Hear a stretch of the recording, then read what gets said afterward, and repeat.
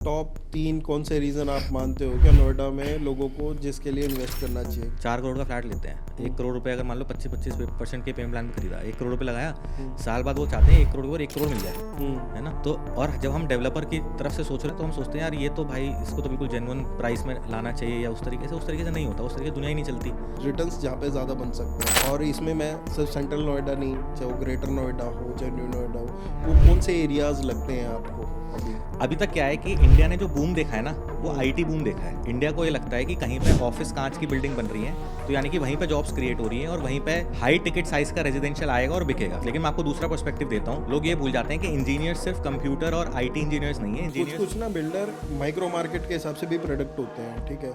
आज मुझे पता है क्या एक ये वाली माइक्रो मार्केट है, अगर आप इसमें 4000 3000 5000 स्क्वायर फीट का स्पेस लाओगे, ठीक है, तो बिकना बड़ा मुश्किल है और बिकेगा भी नहीं और वैलिडेशन नहीं आती।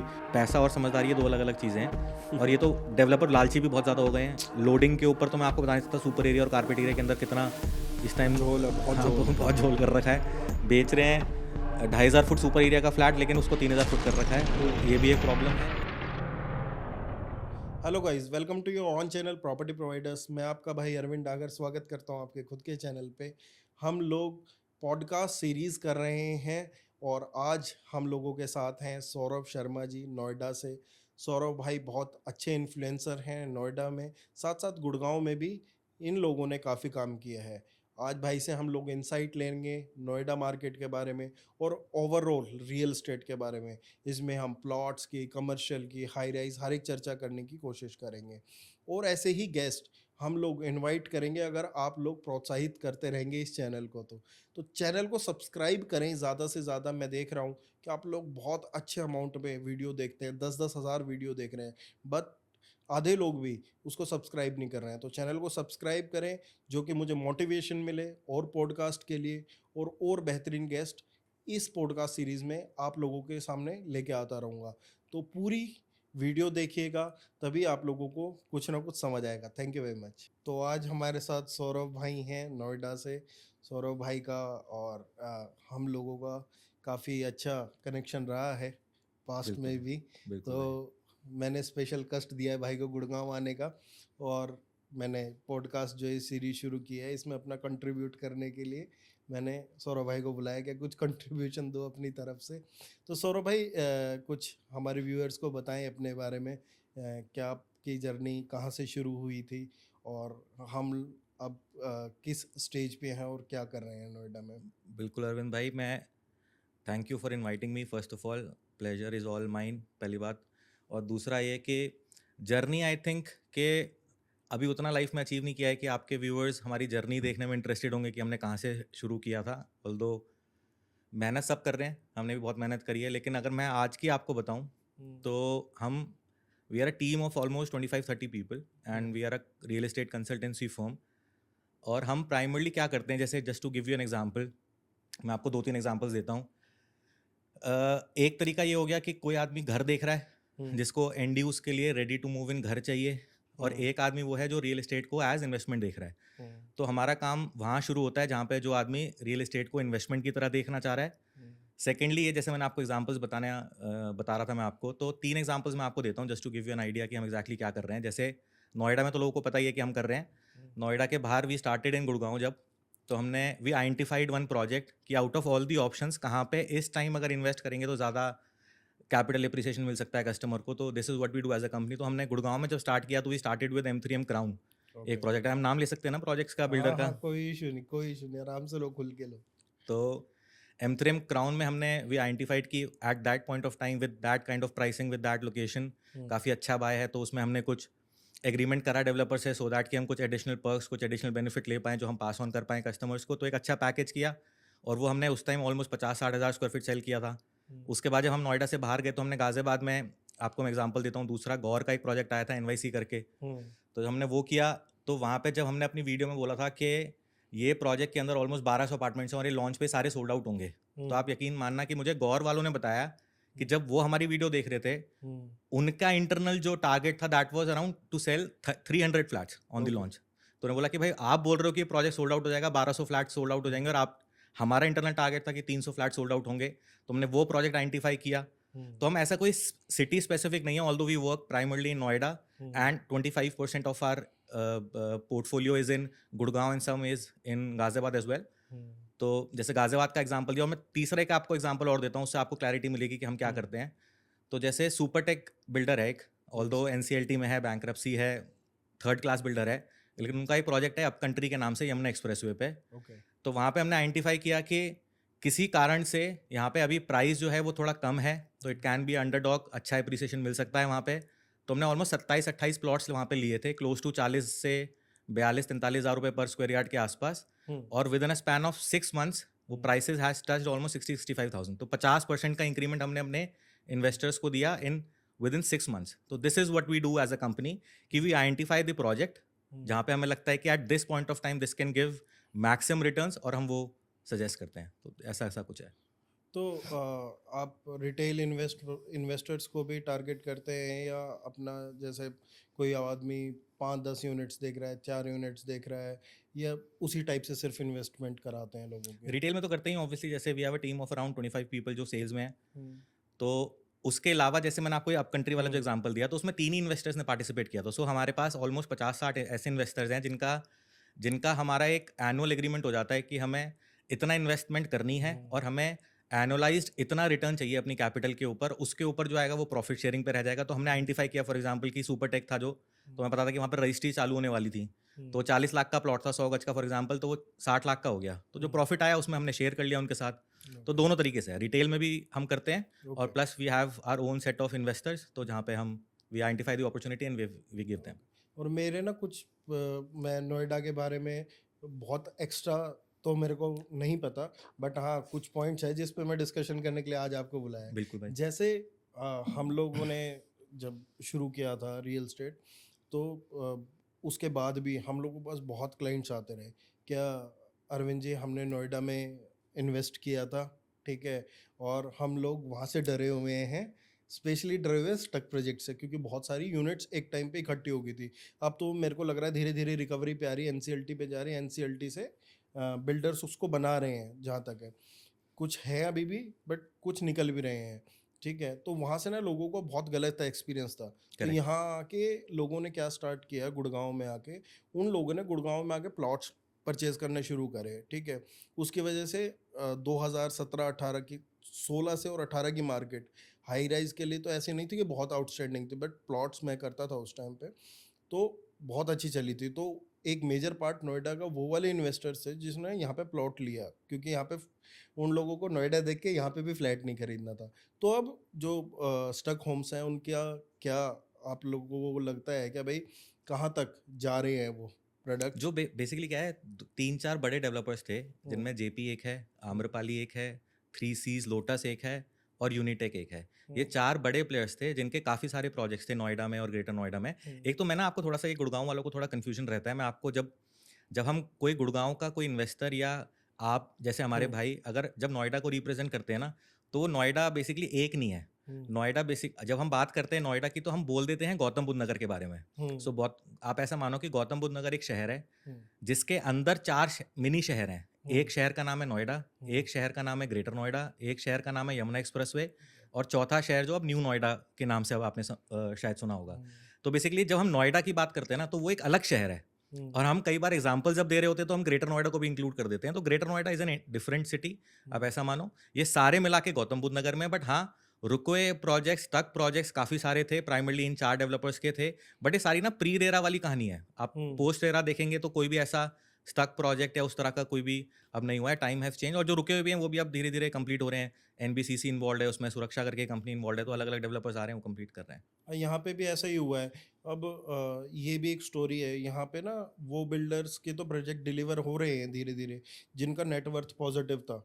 भाई बिल्डर ने 100 फ्लैट लॉन्च करे, 100 में से 30-40 बेचे, 50-60 उसके पास थे, हाँ, तो टेक वो ओवर करेगा तो कोई हाँ, एटलीस्ट तो उसका एटलीस्ट वो बचा, लिक्विडेट होके हाँ हो जाएगा, पैसे तो हों उस पे हम। ठीक है। और क्या इन स्टक प्रोजेक्ट्स के पीछे क्या लैंड पूलिंग जो पॉलिसी है, हाँ वो सबसे बड़ा रीजन, वो सबसे बड़ा रीजन वन था। ऑफ दी सबसे बड़ा रीजन यही था। हम्म, लेकिन देखो जैसे गाजियाबाद भी है या गुड़गांव भी है, जो फ्री होल्ड है, हम्म, फ्री होल्ड में भी प्रोजेक्ट्स रुके ही हैं इवेंचुअली, जहाँ पे लैंड ड्यू सारे 100% क्लियर कराने के बाद, डेवलपर रजिस्ट्री कराने के बाद जब प्रोजेक्ट लॉन्च करता था, इवेंचुअली क्या है, 2 ही कहानी है। नोएडा में एक एक्स्ट्रा कहानी ये थी कि लैंड की पॉलिसी इस तरह की थी कि आप 100 करोड़ की ज़मीन आप 20 करोड़ रुपए देते थे और आपको अगली 80 करोड़ रुपए over the period of 7 years 8 years में देने होते थे, और वो भी डिफ़ॉल्ट कर जाते थे डेवलपर, क्योंकि वो एट द एंड कहानी यही थी कि जल्दी अंबानी बनना था। हुँ, तो ओवर लेवरेज हो रखे थे हुँ, कि एक प्रोजेक्ट लॉन्च किया, उससे जो पैसा आया उससे अगली ज़मीन खरीदी, बट उसका जो रूट कॉस्ट था कि वो जो पैसा एक प्रोजेक्ट का दूसरे प्रोजेक्ट में निकल जाता था, हुँ, दूसरी ज़मीन खरीदने में निकल जाता था, अपना पर्सनल एसेट्स क्रिएट करने में निकल जाता था, वो अब एस्क्रो वगैरह से खत्म हो गया है। बट ये जो पॉलिसी थी वो भी खत्म हो गई है। अब ऐसा नहीं है कि आप नोएडा में भी कोई ज़मीन लेंगे तो आप ऑक्शन के थ्रू पार्टिसिपेट करेंगे, सारे डेवलपर्स उसमें पार्टिसिपेट करेंगे, जो हाईएस्ट बिडर होगा उसको वो ज़मीन मिलेगी, और उसको सारा पैसा मोस्टली आप 3 महीने के अंदर उसको पे करना होता है। तो इसमें एट लास्ट क्लाइंट का तो फ़ायदा है, कम से कम उसको ये तो पता है कि भाई बिल्डर के पास ज़मीन है। उस एक एक ये भी रीज़न है, नोएडा में जो हुँ, प्राइस इंक्रीज़ हुआ है, ऑल्दो रियल एस्टेट में प्राइस इंक्रीज़ करने का एक ही रूल होता है, डिमांड वर्सेस सप्लाई, जहाँ पे जिस चीज़ की सप्लाई कम होगी हुँ, और उस चीज़ की डिमांड बढ़ेगी तो प्राइस इंक्रीज़ होगा, और कोई लॉजिक होता नहीं है। हुँ, लेकिन नोएडा में रियल एस्टेट प्राइसेज़ बढ़ने का एक ये रीज़न भी है कि जो डेवलपर पहले प्रोजेक्ट को लॉन्च करते समय जब प्राइसिंग स्ट्रैटेजी बनाता था कि मैं हुँ, किस प्राइस में लॉन्च करूँ, हुँ, तो वो लैंड कॉस्ट जो 100 करोड़ की थी, बट उसने 20 करोड़ रुपए लगा हुँ, रखे होते थे, तो वो ब्याज जो कैलकुलेट करता था अपनी इन्वेस्टमेंट पे, वो 20 करोड़ पे करता था। लेकिन आज उसको जब 100 करोड़ एक साथ देने हैं, तो हुँ, 100 करोड़ पे इंटरेस्ट कैलकुलेट करेगा डे 1 से ही। तो हुँ, ये भी एक रीज़न है जो थोड़ा प्राइस इंक्रीज़ हुआ है ऑफ लेट, हुँ। ऐसा मैं है। ना एक शब्द लोगों ने बहुत कंटेंट में सारे के चलता है, जैसे गुड़गांव के कंटेंट के नाम पे इन्फ्लुएंसर्स के नाम गड्ढे के पास सिर्फ गड्ढे का नाम है और कुछ नहीं है यहाँ पे। हाँ, ऐसे ही ना, नेगेटिव बोलने के लिए हाँ, बस गुड़गाँव में ये एक है ये है कि गड्ढे और बारिशों में पानी, गड्ढे रहते हैं। और जो कंटेंट भी बना रहे हैं उनके पास सिर्फ ये काम है और कोई काम नहीं है। दूसरा ना तो एक और कंटेंट एज़ एन आप कह रहे हो कि जो नेगेटिव बोलते हाँ, हैं। जो नेगेटिव बोलना है, ठीक है। और एक और कंटेंट है नोएडा के नाम पे, गुड़गांव वर्सेस नोएडा। तो ना मैं ये समझता हूँ, जब भी हम लोग कोई भी रियल एस्टेट करते हैं, मैं भी करता हूँ, आप भी करते हो, तो मेरे को ये लगता है कि हम लोग कंपैरिजन की बजाय हम लोग ये देखें कि कौन सा शहर कैसे कर रहा है, कितना बेटर कर रहा है। हम और लोग किसको क्या सूट करता है हाँ, इवेंचुअली। किसको क्या सूट करता है, कौन लोग कहाँ जा रहे हैं। तो गुड़गांव और नोएडा मेरे लिए पहली पसंद होगी। हाँ, और करेक्ट है। और आप देखो एक और चीज़ देखो, आप गुड़गाँव बड़ा भाई है नोएडा का। इसमें मतलब कोई सेकंड थॉट है ही नहीं कि गुड़गाँव में ज़्यादा वाइब्रेंसी है, गुड़गाँव की पर कैपिटा इनकम ज़्यादा है नोएडा से। कोई कन्फ्यूजन, कोई डिस्कशन है ही नहीं। लेकिन एटलीस्ट ये है कि गुड़गाँव को हम फरीदाबाद से या गाज़ियाबाद से तो नहीं कंपेयर कर रहे हैं ना हम। तो हमें ये पता है कि अगर गुड़गाँव है नॉर्थ इंडिया का सबसे बड़ा शहर, तो सेकंड पे फिर नोएडा ही है नोएडा ही है। इवेंचुअली। तो इन 2 शहरों को ही कंपेयर करा जाता है, व्हिच इज़ गुड। अब हाँ, किसी को जैसे पर्सनली आप मुझसे अगर पूछोगे, मैं दिल्ली से हूँ, um, born and brought up in Delhi हूँ। ओके। बट मेरे को भी आप मुझसे पूछोगे तो कि which city to live in, तो um, I will choose Noida over um, Gurgaon, क्योंकि मेरे को मेरा फ्रेंड सर्कल वहाँ है, हुँ, मेरे रिलेटिव ज़्यादा वहाँ हैं, मुझे वहाँ थोड़ा इंफ्रा बेटर लगता है। हुँ, एज़ अ शहर मेरे को ज़्यादा अच्छी है वो लगता है। बट इसका मतलब ये नहीं है कि अगर मुझे नोएडा पसंद है तो गुड़गाँव को खराब होना पड़ेगा, हुँ। या किसी को गुड़गाँव पसंद है तो उसको नोएडा को खराब करना पड़ेगा। ऐसा कोई लॉजिक ही नहीं है। वही एक लॉजिक है कि वो नहीं करना चाहिए, नहीं जहाँ करना तक चाहिए। मुझे लगता है। हाँ, हाँ। ठीक है। और मैं इसी पॉइंट के ज़रिए ना एक चीज़ जानना चाह रहा था। क्या आज मेरे पास क्लियर थॉट प्रोसेस है, क्या गुड़गांव में कौन आ रहा है, लार्ज टिकट साइज़ का अपार्टमेंट में कौन आ रहा है, प्लॉट्स में कौन आ रहा है, ठीक है। जहाँ तक मैंने स्टडी की है नोएडा के बारे में या मैंने जाना है, ठीक है, मुझे लगता है क्या दिल्ली का वेस्ट वाला पार्ट नोएडा में ज़्यादा इंटरेस्टेड रहता है इंस्टेड ऑफ साउथ वाले, जो साउथ दिल्ली वाले जाने में थोड़ा सा कम इंटरेस्टेड रहते हैं। तो आपको कौन कौन लगता है क्या मेजर कैचमेंट्स, कौन कौन से क्लाइंट्स हैं जो नोएडा में अब आ रहे हैं? क्या ऐसे भी क्लाइंट्स हैं जिसकी जेब से अब गुड़गांव निकल गया तो सिर्फ वो नोएडा में हाँ, ये इन्वेस्टमेंट भी एक इसीलिए रीज़न कर रहे हैं? ये भी एक रीज़न है। तो हाँ, तो कौन कौन मतलब कि कौन से ऐसे क्लाइंट्स बेस है जो नोएडा में स्पेशली जा रहा है आज के दिन में? देखो यूपी एज़ अ स्टेट काफ़ी बड़ा है, तो हम्म, यूपी के जो लोग अगर बड़े शहर में कोई प्रॉपर्टी में इन्वेस्टमेंट करना चाह रहे होते हैं, तो वो ऑब्वियसली नोएडा को प्रेफर करेंगे ओवर गुड़गाँव। सिमिलरली हरियाणा के किसी भी और डिस्ट्रिक्ट के लोग अगर इन्वेस्ट करना चाहेंगे बड़े शहर में, तो they will choose Gurgaon over Noida. एक तो ये अपना जो स्टेट का जो इकोनॉमिक्स है, वो तो है ही है। प्लस एनआरआईज़ जो लोग यूपी से बिलॉन्ग करते थे या दिल्ली से बिलॉन्ग करते थे, वो भी हैं। अगर आप स्पेसिफिकली दिल्ली की बात करोगे, मैं इसमें इनफैक्ट ना एक चीज़ और ऐड करता हूँ। एक हमने रिसेंटली एक वीडियो किया था मिलियन डॉलर लिस्टिंग वालों के साथ, तो हम्म, उसमें एक हेम बत्रा करके हैं। हम्म, वो दिल्ली में, साउथ दिल्ली में स्पेसिफिकली वो लग्जरी फ्लोर्स को सेल करते हैं। मैंने उनसे ये पूछा था, मैंने अलग से ऑफ कैमरा भी, कि क्या वो सेम बायर्स होते हैं जो दिल्ली में टॉप लुटियंस, दिल्ली में, साउथ दिल्ली में, जीके में, डेफकॉल में जो 20 करोड़ 50 करोड़ का फ्लोर्स खरीद रहे हैं, क्या हम्म, वही ग्राहक है जो गुड़गांव को भी कंसिडर करता है या नहीं करता? तो उनका कहना यह था कि जो दिल्ली में, साउथ दिल्ली में जो खरीदना चाहता है ना, वो साउथ दिल्ली में ही खरीदता है। हम्म, जो दिल्ली अफोर्ड नहीं कर पाते, वो फिर कोशिश करते हैं कि वो गुड़गांव चले जाएँ, वो नोएडा चले जाएँ, या एक सेट ऑफ लोग वो हैं जिनके घर छोटे हैं, जिनकी कॉलोनीज़ छोटी हैं, वो फिर बाहर निकलना चाह रहे होते हैं। सबसे ज़्यादा नोएडा में जो शिफ्ट करते हैं दिल्ली से, वो ईस्ट दिल्ली से आते हैं। ओके। अगर आप चारों पार्ट से पूछोगे। और नॉर्थ और वेस्ट के आई थिंक मिक्स होते होंगे, कुछ लोग गुड़गांव मिक्स प्रेफर है। करते हैं, जैसे जो द्वारका वाली साइड के लोग हैं तो वो Dwarka expressway as a micro market को ज़्यादा प्रेफर करेंगे। द्वारका वाले लोग हैं, रोहिणी वाले लोग हैं, अब तो हमारे यहाँ पे पंजाबी बाग वगैरह वो सारे लोग हाँ, इधर प्रेफर रोहिणी करेंगे। पंजाब बाग वो सब द्वारका एक्सप्रेस वे पे है। लेकिन क्या है, जैसे किसी को फॉर एग्जांपल एक सेट ऑफ एक 4 बेडरूम अपार्टमेंट चाहिए, लेट्स से 3,3500 स्क्वायर फीट का चाहिए, हम्म, और वो 6 करोड़ का अपार्टमेंट नहीं बुक कर सकते, उनका हम्म, उतना रेंज नहीं है, हम्म, तो वो नोएडा में प्रेफर करेंगे। अगर कि लेट्स से मेरी पहली चॉइस गुड़गांव थी, लेकिन मैं चलो नोएडा को प्रेफर कर लेता हूँ, तो वो 4 साढ़े 4 करोड़ में नोएडा को भी प्रेफर कर लेते हैं इस तरीके से। बट आप अगर मैं आपको एक चीज़ और ऐड कर देता हूँ कि हमसे अगर कोई ये पूछता है ना कि मुझे 10 करोड़ रुपए, हम्म, 8 करोड़ 10 करोड़ रुपए एक अपार्टमेंट में इन्वेस्ट करने हैं, एक सिंगल अपार्टमेंट में, हम्म, तो कुछ लोग ऐसे होते हैं जैसे 2-2 3-3 4-4 करोड़ की वो 2 या 3 हम्म, प्रॉपर्टीज ले लेते हैं, लेकिन कुछ सेट ऑफ कस्टमर ऐसे भी होते हैं जो बोलते हैं मुझे एक प्रॉपर्टी खरीदनी है 8 करोड़ की 10 करोड़ की, हम्म, एक अच्छी जनरेशनल वेल्थ क्रिएट करने वाली एक रेजिडेंशियल अपार्टमेंट। हम्म, तो हम ये बोलते हैं कि अगर आपको नोएडा में अंटिल की वो सुपर एक्सेप्शनल प्रोजेक्ट है, जैसे कि M3M कलिनन है एक हम्म, सेक्टर 94 में वेरी क्लोज टू दिल्ली, हम्म, एक मैक्स का स्टेज 128 करके, अगर ऐसा कोई फ्लैगशिप प्रोडक्ट है हम्म, तो आप 8-10 करोड़ रुपए नोएडा में अपार्टमेंट्स में डालो, वरना आप गुड़गांव में गोल्फ कोर्स एक्सटेंशन या इस माइक्रो मार्केट को चूज करो तो इट विल बी बेटर, क्योंकि हम्म। यहाँ पे वो एक्सेप्टेबिलिटी ज़्यादा है इस प्राइसिंग की। तो मैं भी वही आपको अभी कहने ही वाला था, क्योंकि क्या है ना, यहाँ पे जब से अब हाल ही में 2 ही साल से द्वारका एक्सप्रेसवे भी अच्छा चला है। बिल्कुल। ठीक है, जब से वो निकला है, और मुंबई एक्सप्रेसवे भी पूरा कनेक्टेड हो गया, तो सोना एज अ मार्केट, ठीक है, थोड़ा सा कम बजट रेंज वालों के लिए, और Dwarka expressway as a micro market, ये दोनों ने अच्छा किया है। और मेरे को लगता भी है सोना में मेरे को पोटेंशियल ज़्यादा लगता है। अब उसी के कारण, द्वारका एक्सप्रेसवे के कारण न्यू गुड़गांव भी लोग पुश करने लगे अपने आप बिल्कुल। को। और आपको क्या लगता है नोएडा में अभी कौन सी माइक्रो मार्केट्स बजिंग पे हैं, और कौन सी आपको लगता है क्या और अच्छा करने वाली हैं, रिटर्न्स जहाँ पे ज़्यादा बन सकते हैं? और इसमें मैं सिर्फ सेंट्रल नोएडा नहीं, चाहे वो ग्रेटर नोएडा हो चाहे न्यू नोएडा हो, वो कौन से एरियाज लगते हैं आपको अभी? देखो, जैसे मैंने आपको बताया कि एक शहर है गौतम बुद्ध नगर, जिसके हम्म, अंदर 4 शहर आते हैं, नोएडा, ग्रेटर नोएडा, यमुना एक्सप्रेसवे और न्यू नोएडा। हम्म, न्यू नोएडा में रिटेल में इन्वेस्टर्स के लिए अभी कुछ भी नहीं है, क्योंकि अभी तो वो प्लानिंग वाली स्टेज में है। हम्म, बाकी 3 शहरों के अंदर अपनी-अपनी माइक्रो मार्केट्स हैं। अगर आप स्पेसिफिकली नोएडा की बात करेंगे तो 4 माइक्रो मार्केट्स आप बोल सकते हैं। एक हम्म, है Noida expressway close hmm, to Delhi, एक है नोएडा एक्सप्रेसवे थोड़ा दिल्ली से दूर, एक है सेंट्रल पार्ट ऑफ नोएडा थोड़ा दिल्ली के नज़दीक, और एक है सेंट्रल पार्ट ऑफ नोएडा थोड़ा दिल्ली से दूर। हम्म, एक है ग्रेटर नोएडा जिसकी 2 सब डिवीजन आप कर सकते हैं, ग्रेटर नोएडा और एक ग्रेटर नोएडा वेस्ट और एक यमुना एक्सप्रेसवे। ये टोटल माइक्रो मार्केट्स हैं। अगर किसी का होराइज़न लेट्स से 5 साल का है, हम्म, एक्चुअली ना पेमेंट टर्म्स के ऊपर ही बड़ा डिपेंड करता है कि हम्म, उसके पास कितनी पेमेंट रेडी है, वो लोन पे कितना डिपेंडेंट है, तो ऐसे एक एक आंसर नहीं हो सकता हर किसी के लिए, हर हाँ, किसी की रिक्वायरमेंट और पेमेंट डायनामिक्स के अकॉर्डिंग वो चेंज हो जाता है। लेकिन अगर कोई ऐसा बोलता है मुझे कि मैं मेरे पास पेमेंट रेडी है, लेट्स से 2 करोड़, 2.5 करोड़, 3 करोड़ रुपए पेमेंट रेडी है, तो आई विल रिकमेंड कि वो यमुना एक्सप्रेसवे पे प्लॉट में इन्वेस्टमेंट करें और वो 5 साल के लिए भूल जाएँ कि उन्होंने कोई हम्म, इन्वेस्टमेंट करी है।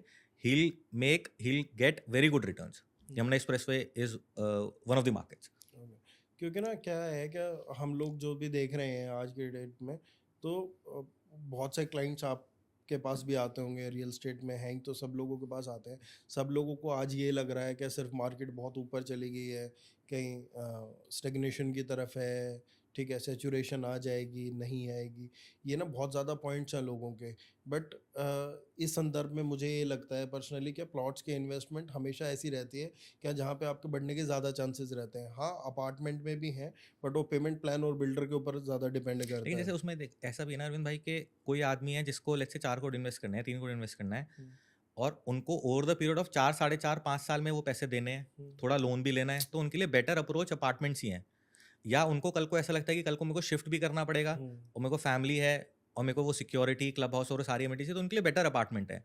जिसने अभी कुछ बेचा है, उसके पास फंड्स रेडी हैं। देखो 3-4-5 करोड़ रुपए यूजुअली अकाउंट में नहीं रेडी होते ना लोग, हाँ, कोई कहीं न कहीं इन्वेस्टेड ही होते हैं। जब उसने कुछ बेचा है, उसका पेमेंट रेडी है, तो वो प्लॉट में इन्वेस्ट करे, अपफ्रंट पेमेंट करे तो उसमें। लेकिन मैं आपको एक एक डायनामिक्स और देता हूँ कि लेट्स से 3 करोड़ का कोई अपार्टमेंट है और 3 करोड़ का कोई प्लॉट है। हुँ, 5 साल बाद हुँ, 3 करोड़ के अपार्टमेंट में आपने 5 साल तक पैसे दिए। हर हुँ, साल आपने कुछ-कुछ पैसे दिए और प्लॉट के अंदर आपने डे 1 पे सारा पैसा दिया। हुँ, तो टाइम का लेवरेज आपको अपार्टमेंट में ज़्यादा मिलेगा। हुँ, खरीदना ज़्यादा अपार्टमेंट ईज़ी था। 5 साल बाद आप देखेंगे कि दोनों दोनों इन्वेस्टमेंट्स आपके अगर वो सेम माइक्रो मार्केट के अंदर हैं, तो लेट्स से 5 करोड़ की हो गई। 3 करोड़ का आपने प्लॉट खरीदा और 3 करोड़ का आपने फ्लैट खरीदा।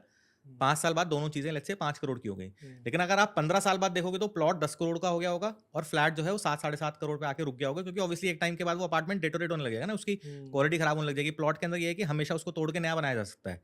तो अगर आप बिल्कुल 15 साल का होराइजन देखोगे तो प्लॉट में हमेशा प्राइस बढ़ता ही रहेगा, फ्लैट में एक टाइम के बाद आना एप्रिसिएशन आना थोड़ा रुक जाता है। और दूसरा सौरभ है, एग्जीक्यूशन रिस्क जीरो हो जाता है।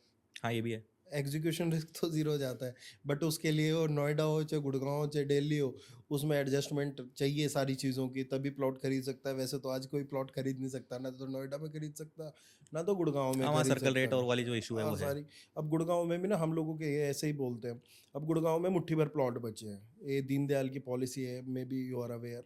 आई नो। हाँ, तो मुट्ठी भर तो प्लॉट्स हैं गुड़गांव में, ठीक है। तो आज कोई आदमी मेरे से पूछता है क्या इन्वेस्टमेंट ग्रो होगी या नहीं होगी, तो मैं हमेशा ये सोचता हूँ, ये point back of the mind चलता है कि ग्रो क्यों नहीं होगी। तो मेरे को कोई रीज़न ही नहीं दिखता कि ग्रो क्यों नहीं होगी। हर एक जगह दिखता है कि ग्रो होगी। रियल स्टेट एक साइकिल दिन है। एक दिन ना एक ही चीज़ है। हम्म, अगर प्लॉट या अपार्टमेंट या इंडिविजुअल रेजिडेंशियल यूनिट 10,000 हैं हम्म, और नए जो बन रहे हैं वो 20,000 और बन रहे हैं, हम्म, 4 साल में 30,000 यूनिट्स की डिलीवर्ड यूनिट्स अवेलेबल होंगे मार्केट में। हम्म, अगर 25,000 लोग ही होंगे जो रहने वाले होंगे तो वो प्राइस नहीं बढ़ेगा। अगर 50,000 लोग होंगे जो शिफ्ट कर जाएंगे गुड़गांव में या नोएडा में या किसी भी शहर में, तो प्राइस अपने आप बढ़ेगा, रेंटल्स भी बढ़ेंगे। इवेंचुअली एक ही रूल है, डिमांड वर्सेस सप्लाई।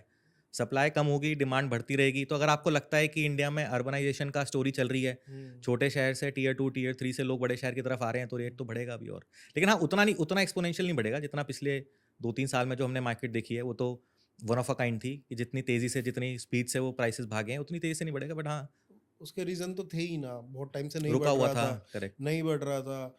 कहीं लैंड पूलिंग पॉलिसी ठीक नहीं थी, कहीं पे करेक्ट, बिल्डर्स, अब गुड़गांव में स्पेशली बहुत ज़्यादा स्टक प्रोजेक्ट नहीं है, बट हाँ 2-3 बिल्डर के ही हैं, ठीक करेक्ट। है, उसी के कारण नेगेटिविटी ज़्यादा चलती है। लेकिन अब और तो बहुत, मेरे को ऐसा लगता है कि शायद अब लोग उस चीज़ से तो फ्री हैं हाँ, कि रुकेगा, मोस्टली फ्री नहीं है। मिलेगा। ज़्यादा बहुत कम लोगों को ऐसा दिमाग में आता है, शायद अब लोग उस चीज़ से फ्री हैं। 90-95% तो फ्री हैं। हुँ। ठीक है, अब 5% एक्सेप्शन एक्सेप्शंस रहेगा ही कहीं पे रहेगा। भी हो सकती हैं, तो उसमें तो हम कुछ कह नहीं सकते। बट हाँ, आप जब लाइसेंस ढंग से स्टडी कर रहे हो, बिल्डर की स्टडी कर रहे हो, उसकी लैंड देख रहे हो क्या प्रिक्योरमेंट की हुई है उसने। अब लैंड तो किसी ने ली हुई 30 करोड़ रुपए की, ठीक है, और वो कहे मैं 9-10 हज़ार रुपये पर स्क्वायर फीट का अपार्टमेंट बेचने निकल जाओ, तो वो कभी भी पूरा नहीं कर पाएगा। वो कैसे करेगा पूरा? करेक्ट। ठीक है। लेकिन इसमें जिस बिल्डर के पास पुरानी ज़मीनें थी खरीदी हुई, उन्होंने 5-10 साल तक होल्ड करी हुई थी ज़मीनें और अपने प्रोजेक्ट में लॉन्च नहीं किए थे, आज वो बहुत अच्छा मोनेटाइज़ कर रहे हैं अपने लैंड को। जैसे हम देख हाँ, रहे हैं कि कुछ ऐसे ऑप्शंस आ रहे हैं जिन्होंने ज़मीन 10 साल पहले खरीदी हुई थी, लेकिन आज वो लॉन्च कर रहे हैं, 10 साल तक नहीं कर पाते किसी भी कारण से, लेकिन आज वो आज के मार्केट प्राइस में कर रहे हैं। इवेंचुअली क्या है, बिल्डर यही चीज़ करता है। बिल्डर का काम है ज़मीन खरीदना, बनाना और बेचना, और वो ये डिसाइड करता है, पहले वो ये डिसाइड करता है कि बिकेगा किस रेट में, तब वो डिसाइड करेगा कि मुझे प्रोजेक्ट कितना लग्जरी बनाना है, कितना प्रीमियम बनाना है। अगर उसको लगेगा कि द्वारका एक्सप्रेस वे पे, और देखो ये कोई भी ना धार्मिक संस्थाएं तो है नहीं, हाँ, सब इवेंचुअली पैसा कमाने के पैसा लिए कमाने है। के लिए बैठे हैं। हम भी, आप भी, जो कस्टमर है इनफैक्ट वो भी, बिल्डर भी, ये जी। कोई राम राज्य तो चल नहीं रहा। हम्म, तो हर आदमी अपने प्रॉफिट के लिए बैठा है। तो बिल्डर पहले डिसाइड करता है कि मुझे इस मार्केट में अगर मैं इतनी की ज़मीन खरीदूंगा हम्म, तो मैं बेचूंगा किस रेट में, पहले वो बेचने वाला रेट डिसाइड करता है। फिर वो डिसाइड करता है कि मुझे ज़मीन कितने की प्रोक्योर करनी है, मुझे कंस्ट्रक्शन में कितना पैसा लगाना है, मुझे मार्केटिंग में कितना पैसा लगाना है। हम्म। कि अब जैसे अभी बीच में सप्लाई की बात छिड़ी थी, तो मैं ना गुड़गांव में देखता हूँ क्या, जितनी डिमांड आज की डेट में आ रही है, उसके हिसाब से ना प्री लॉन्च वाले जो हैं या जिनकी पोजीशन मिलेगी, वो डिमांड के हिसाब से बहुत ज़्यादा सप्लाई नहीं है। क्योंकि कोई भी प्रोडक्ट शुरू हुआ, सपोज 2020 में शुरू हुआ था कोई भी प्रोडक्ट, ठीक ठीक है, आज हम 2024 में बैठे हैं, या 2022 में शुरू हुआ था 2024 में बैठे हैं, तो उसमें ना इतनी बार रीसेल हो चुकी है कि उसमें ऑलरेडी एंड यूज़र के पास वो अपार्टमेंट पहुंच चुका, जो अप्रिशिएटेड है। जो द्वारका एक्सप्रेस वे वाली बेड ले लो, 111 से लेके 106 वाले प्रोजेक्ट ले लो, 113 वाले, तो बहुत रीसेल हुई हैं। तो और होल्डिंग पावर भी लोगों की, भाई 50-50 पेमेंट, 50% भी पेमेंट चली गई है, ठीक है। तो नोएडा में स्पेशली जहाँ पे हाई राइज का ट्रेंड है, ठीक है, वहाँ पे कितनी सप्लाई आप देख रहे हो? क्या सप्लाई मीट कर पा रही है उसको, जो डिमांड है, या सप्लाई कम है या एक्सेस है, ये कैसे सप्लाई है? कम है, सप्लाई कम है। नोएडा, देखो मैं वही बता रहा हूँ, अभी आप सिर्फ नोएडा की हाँ, बात कर मैं रहे हो ना, नोएडा की बात कर रहा अभी हूँ, आप ग्रेटर बाकी नोएडा की बात नहीं ठीक कर है। रहा। अगर आप सिर्फ नोएडा की बात करोगे तो वो दो ही एरियाज हैं प्राइमरली, एक सेंट्रल पार्ट ऑफ नोएडा और एक नोएडा एक्सप्रेसवे। हम्म, और अगर आप पूरे नोएडा के अंदर हम्म, ये देखोगे कि ग्रुप हाउसिंग प्लॉट्स कितने अवेलेबल होंगे, हम्म, मेरे हिसाब से अंडर 20 होंगे। हम्म, 20 से कम ग्रुप हाउसिंग प्लॉट्स अवेलेबल होंगे पूरे नोएडा के अंदर। हम्म, जिसके अंदर कुछ पार्ट होगा जो बिल्कुल दिल्ली के नज़दीक होगा, कुछ थोड़ा बीच में होगा, तो थोड़ा कुछ आगे होगा। तो इतने अब 20 इंटू लेट्स से किसी सोसाइटी में 300 फ्लैट, किसी में 500 फ्लैट, किसी में 1000 फ्लैट्स, ओवरऑल उतनी सप्लाई क्रिएट ही नहीं होनी जितनी डिमांड यहाँ पे क्रिएट होनी है। और मैं इसमें एक चीज़ और ऐड करूँ, अपनी आपने पूछा नहीं वो, बट मैं इस क्वेश्चन से रिलेटेड है। जैसे यमुना एक्सप्रेस वे पे एयरपोर्ट जो बन रहा है, उसको आपको पता होगा कि उसको सुपर कनेक्ट कर रहे हैं आईजीआई एयरपोर्ट से, गाजियाबाद से, फरीदाबाद से, मल्टीपल वेज में, हाईवे से, सड़क से, आरआरटीएस से, मेट्रो से, मल्टीपल तरीके से वो Noida international airport will be super connected. अब वहाँ पे आपको पता होगा कि सारा इंडस्ट्रियल हब, मैन्युफैक्चरिंग हब वहाँ क्रिएट हो रहा है। American city, Japanese city, Korean city, इस तरह के आर्टिकल्स शायद आपने देखे होंगे। तो अभी तक क्या है कि इंडिया ने जो बूम देखा है ना, वो आईटी बूम देखा है। इंडिया को ये लगता है कि कहीं पे ऑफिस कांच की बिल्डिंग बन रही है, तो यानी कि वहीं पे जॉब्स क्रिएट हो रही हैं और वहीं पे हाई टिकट साइज का रेजिडेंशियल आएगा और बिकेगा। लेकिन मैं आपको दूसरा पर्सपेक्टिव देता हूँ। लोग ये भूल जाते हैं कि इंजीनियर्स सिर्फ कंप्यूटर और आईटी इंजीनियर्स नहीं है, इंजीनियर्स इलेक्ट्रॉनिक्स और इलेक्ट्रिकल और मैकेनिकल भी इंजीनियर्स ही होते हैं। मेरे फ्रेंड सर्कल में जिन लोगों ने मैकेनिकल इंजीनियरिंग करी थी, वो घूम फिर के अब कंप्यूटर इंजीनियर ही बन गए इवेंचुअली।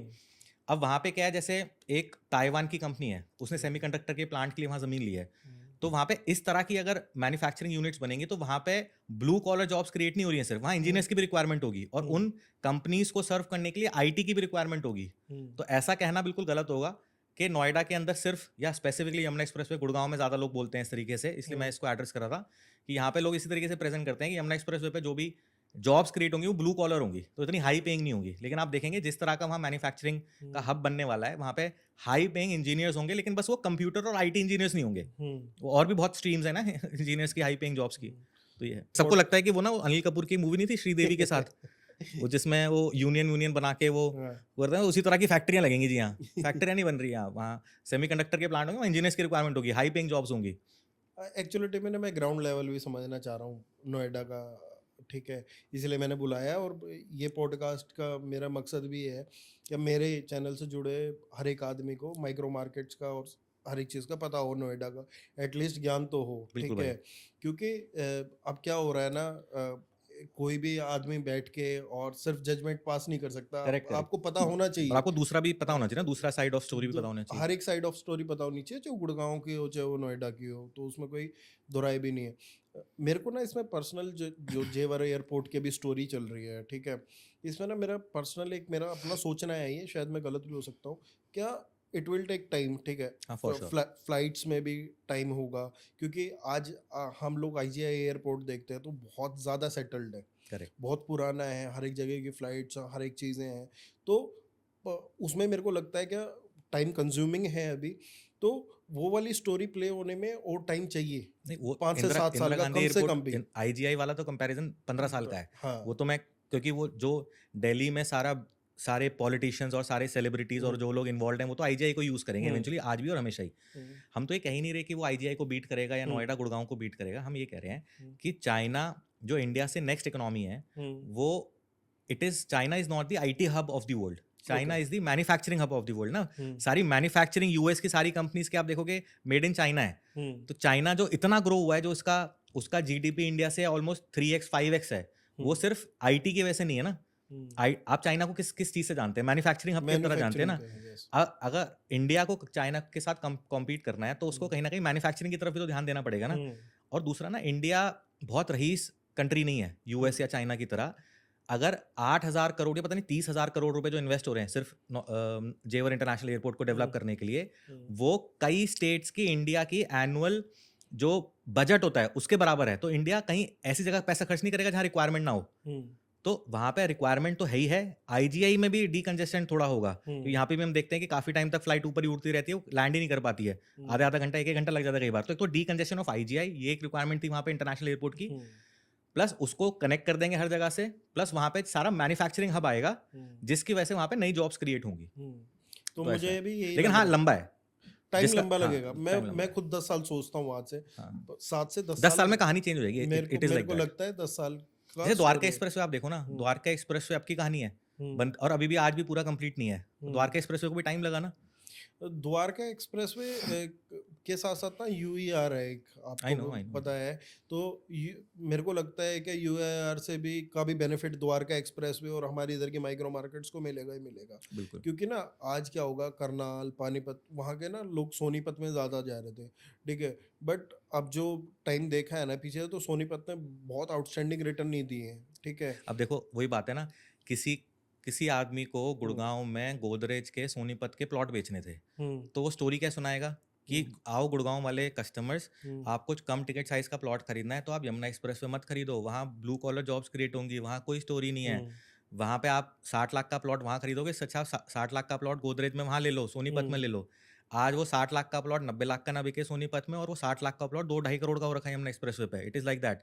तो वही कह रहा हूँ कि आपको ना, मैं हमेशा बोलता हूँ ये, हुँ, आपका काम है प्रॉपर्टीज़ को, कस्टमर्स को बताना, राइट गाइड करना, उनको सेल करना। हुँ, हमारा है उसी तरह का सिमिलर काम। हुँ, बिल्डर का काम है बनाना और बेचना, तो हम तो अच्छा ही बताएँगे आपको। Um, it is the responsibility of the buyer um, कि आप सबकी सुनो, लेकिन अपना एक इन्फॉर्म्ड डिसीजन लो ओपन माइंड से। हुँ, सिर्फ़ अरविंद भाई ने कोई बोल दिया था कि यहाँ पे ले लो, यहाँ पे आपका पैसा डबल हो जाएगा, ये कोई लॉजिक नहीं होना चाहिए। हुँ। आपको अपना इन्फॉर्म्ड डिसीजन खुद लेना पड़ेगा। इन्फॉर्म्ड डिसीजन लेना पड़ेगा, एजुकेटेड होना पड़ेगा, ठीक है? इसी के लिए पहल शुरू हुई है, बहुत से लोग कर भी रहे हैं। थैंक्स टू यू भाई कि अ, मैं तो आई एम जैसे हम भी देखते हैं एक दूसरे की हुँ, वीडियोस, हुँ, हम एक दूसरे से चाहे बात करते हो या ना करते हो, बट हमें पता चलता है ना यूट्यूब पे हुँ, कौन अच्छा कर रहा है रियल एस्टेट में, कौन नहीं कर रहा है। हुँ, तो आप लोग अगर ऐसा जैसे पॉडकास्ट सेटअप आप कर रहे हैं, आप हुँ, रियल एस्टेट के लोगों को बुला रहे हैं, आप लोगों हुँ, को इन्फॉर्म कर रहे हैं, लोग और एजुकेटेड हो रहे हैं। आप देखो जिस चीज़ को अंडरस्टैंड करने के लिए लोगों को पता नहीं कितने सालों साल लगते थे, वो हुँ। चीज़ें आप 10 मिनट की वीडियो देख के हम लोग अंडरस्टैंड कर रहे हैं। It is like that. और ये ना इसीलिए भी है, अब स्पेशली मेरे पास बिल्डर से भी काफ़ी ऑफर्स हैं, ये करो वो करो। तो उसकी बजाय ना मैं पहले ये जानना चाह रहा हूँ, अभी 6-7 पॉडकास्ट की सीरीज़ है मेरी ये, ठीक है? अच्छा, तो मैं ना इसमें मेरा मेन उद्देश्य ये है कि पहले तुम लोग ये तो जान लो है क्या मार्केट, ठीक करेक्ट, है भाई? क्योंकि अब ये तो है नहीं कि भाई पुराने-पुराने ही लोग बार-बार देखते रहेंगे, नए लोग भी आ रहे हैं, उनको भी तो बताना ही पड़ेगा ना चीज़ों करेक्ट, का। करेक्ट, एटलीस्ट तुम फेक स्टोरीज़ में ना जाओ, स्टोरीज़ तो कुछ रियल हो, करेक्ट। ठीक है? वो वाली बात नहीं, है। अच्छा करो यार, आप लोग हुँ, गुड़गाँव में आपके आपके हैं, एक जिनके साथ आपने लास्ट किया था, उनको भी हुँ, हम दिखते रहते हैं, वो यूट्यूब पे गौरव हैं, हुँ, होमग्राम वाले, वो भी अच्छा करता है। और भी हमारे सारे भाई लोग हैं। हुँ। तो आप लोग भाई बहुत अच्छा कर रहे हो गुड़गाँव में, you are making to good content. I am thanks to surprised you, I am. आपने एप्रिशिएट किया वही बहुत है, हुँ, क्योंकि एक दूसरे को एप्रिशिएशन से ही मोटिवेशन मिलता है, जब भी बिल्कुल, काम होते रहते हैं। बिल्कुल। नहीं, हम और तो बोलते हैं, हुँ, जो लोग हमसे यंग यंग लोग भी इंस्टाग्राम वगैरह पे कई बार पूछते हुँ, हैं कि we want to start in real estate, हुँ, कैसे हमें करना चाहिए? हम तो बोलते हैं यार कैमरा लो, हुँ, अगर आप और कुछ नहीं कर सकते, आपको लीड जनरेशन नहीं आता है, ट्रेडिशनल मेथड नहीं आते हैं, कैमरा लो, हुँ, जिस फ्लैट को आपको सेल करना है उसकी वीडियो बनाओ, इंस्टाग्राम पे डालो, डालते रहो। जब हुँ, 100 वीडियो डाल दोगे उसके बाद आप पूछना कि आपने कुछ आपको लीड्स मिली हैं, आपने कुछ काम कर पाए या नहीं कर पाए, हुँ। एटलीस्ट स्टार्ट करो, इट इज़ वेरी गुड भाई। और ना मैं थोड़ा-सा एक प्लॉट्स के मेरे ऑफ़िस में अभी डिस्कशन चल रही थी। जैसे एक जेपी ग्रीन्स बहुत बड़ी टाउनशिप है, मैंने सुना है।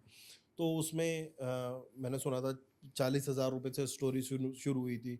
आज एक 40 के आसपास पहुँच गई है, एक 25-40 के आसपास। तो क्या वहाँ पे उस टाइप की डेवलपमेंट भी हो रही है? मतलब कि लोग उसमें बना रहे हैं या बिल्डर्स का पार्टिसिपेशन है? तो जो ये रेट है, ठीक है, वो कितना रियल है? या नहीं, सिर्फ़ एक वो दिख रहा है कि भई हाँ, ये रेट पहुँच गया है और उसमें ट्रांज़ैक्शन नहीं नहीं, नहीं, होती? जेपी ग्रीन्स तो ऐसा है कि अगर आप ढूँढने जाओगे ना वहाँ विलास, हुँ, तो आप 1700 गज का विला है जैसे वहाँ पे सबसे बड़ा, हुँ, क्लोज़ टू मेरे ख़्याल 60-70 करोड़ के आस-पास का होगा। आप ढूँढने जाओगे, आपको महीने-महीने लग जाएँगे, आपको रीसेल में मिलेगा नहीं यूनिट। हुँ, 500 गज के ऑलमोस्ट 18 करोड़, 20 करोड़ के विलास हैं, हुँ। और जेपी ग्रीन्स के अंदर कोई रहेगा तो उसकी आप ये मान के चलना कि 10 साल उम्र, 5 साल उम्र बढ़ जाएगी उसकी। It is like that. अच्छा। जैसा आपका ये सेंट्रल पार्क का है सोना हुँ, में, it is similar to that sort of हुँ, property. At cannot be created again वाली प्रॉपर्टी है, आप ऐसा हुँ, मानो। 450 एकड़ का लैंड है वो टोटल। हुँ, अब 450 एकड़ का लैंड शहर के बीच में आपको दोबारा कहाँ से मिलेगा? और हुँ, इतने कम एफएआर पे वो डेवलप किया हुआ है कि हुँ, ऑलमोस्ट 90-95% तो उसमें ग्रीन ही ग्रीन है। हुँ। तो it is a very good township, आपको देखनी चाहिए। ओके। टॉप 3 कौन से रीज़न आप मानते हो क्या नोएडा में लोगों को जिसके लिए इन्वेस्ट करना चाहिए? कौन से 3 रीज़न्स नहीं, आपको लगते हैं? नोएडा में क्या, मैं तो कह रहा हूँ रियल एस्टेट में अगर आप इन्वेस्ट हाँ, करना रियल चाहते एस्टेट हैं, में मान लें, और आप नोएडा में मान लें। और आप नॉर्थ इंडिया में हुँ, करना चाहेंगे, अगर आप नॉर्थ इंडियन हैं, हुँ। तो आपके पास एट द एंड 2 ही शहरों के ऑप्शन हैं, प्राइमरली गुड़गाँव और गुड़गाँव और नोएडा। नोएडा। हुँ, और लेट्स से अगर आप 2.5-3 करोड़ का कोई इन्वेस्टमेंट प्लान कर रहे हो, अगर आप न्यूट्रल हो गुड़गांव के लिए भी और नोएडा के लिए, आपने कोई स्पेसिफिक शहर से आपको ना कोई प्यार है ना कोई प्रॉब्लम है, तो आप 2.5-3 करोड़ का डीडीजेवाई का फ्लोर लेने से अच्छा, 2 करोड़ के आसपास का लेने से अच्छा, आपको 2 करोड़ में you can buy Noida extension के अंदर कोई अपार्टमेंट अच्छा, तो you will get better returns. या यमुना एक्सप्रेस वे पे कोई प्लॉट लेंगे, you will get better returns. Plus eventually क्या है, मैंने जैसे आपको वही बता रहा हूँ कि डिमांड सप्लाई का ही गेम है। वहाँ पे नोएडा में अपनी डिमांड बहुत है, बहुत। और वहाँ पे भी आप देखो कि नए लोग जितने गुड़गांव में आ रहे हैं उतने लोग नोएडा में भी आ रहे हैं। सिर्फ दिल्ली, मैं ये नहीं कह रहा कि बराबर आ रहे होंगे, ऑब्वियसली गुड़गांव में ज़्यादा आ रहे हैं, गुड़गांव एरिया वाइज भी बड़ा है नोएडा से, लेकिन नोएडा के अंदर खासियत है कि बहुत छोटा शहर है और बहुत लिमिटेड सप्लाई अवेलेबल है।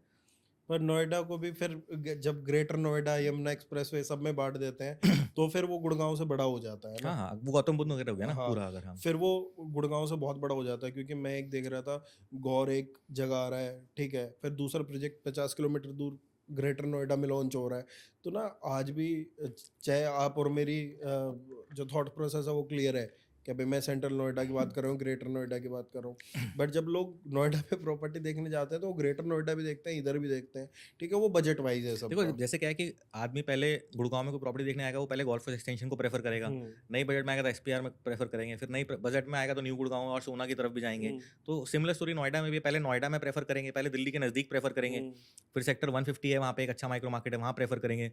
जब नहीं आएगा तो फिर वो ग्रेटर नोएडा या नोएडा एक्सटेंशन को प्रेफर करेंगे, और जिसका थोड़ा लंबा होराइजन है वो यमुना एक्सप्रेस। तो हर किसी के ना रिक्वायरमेंट के अकॉर्डिंगली वो चीज़ें चेंज होती रहती हैं।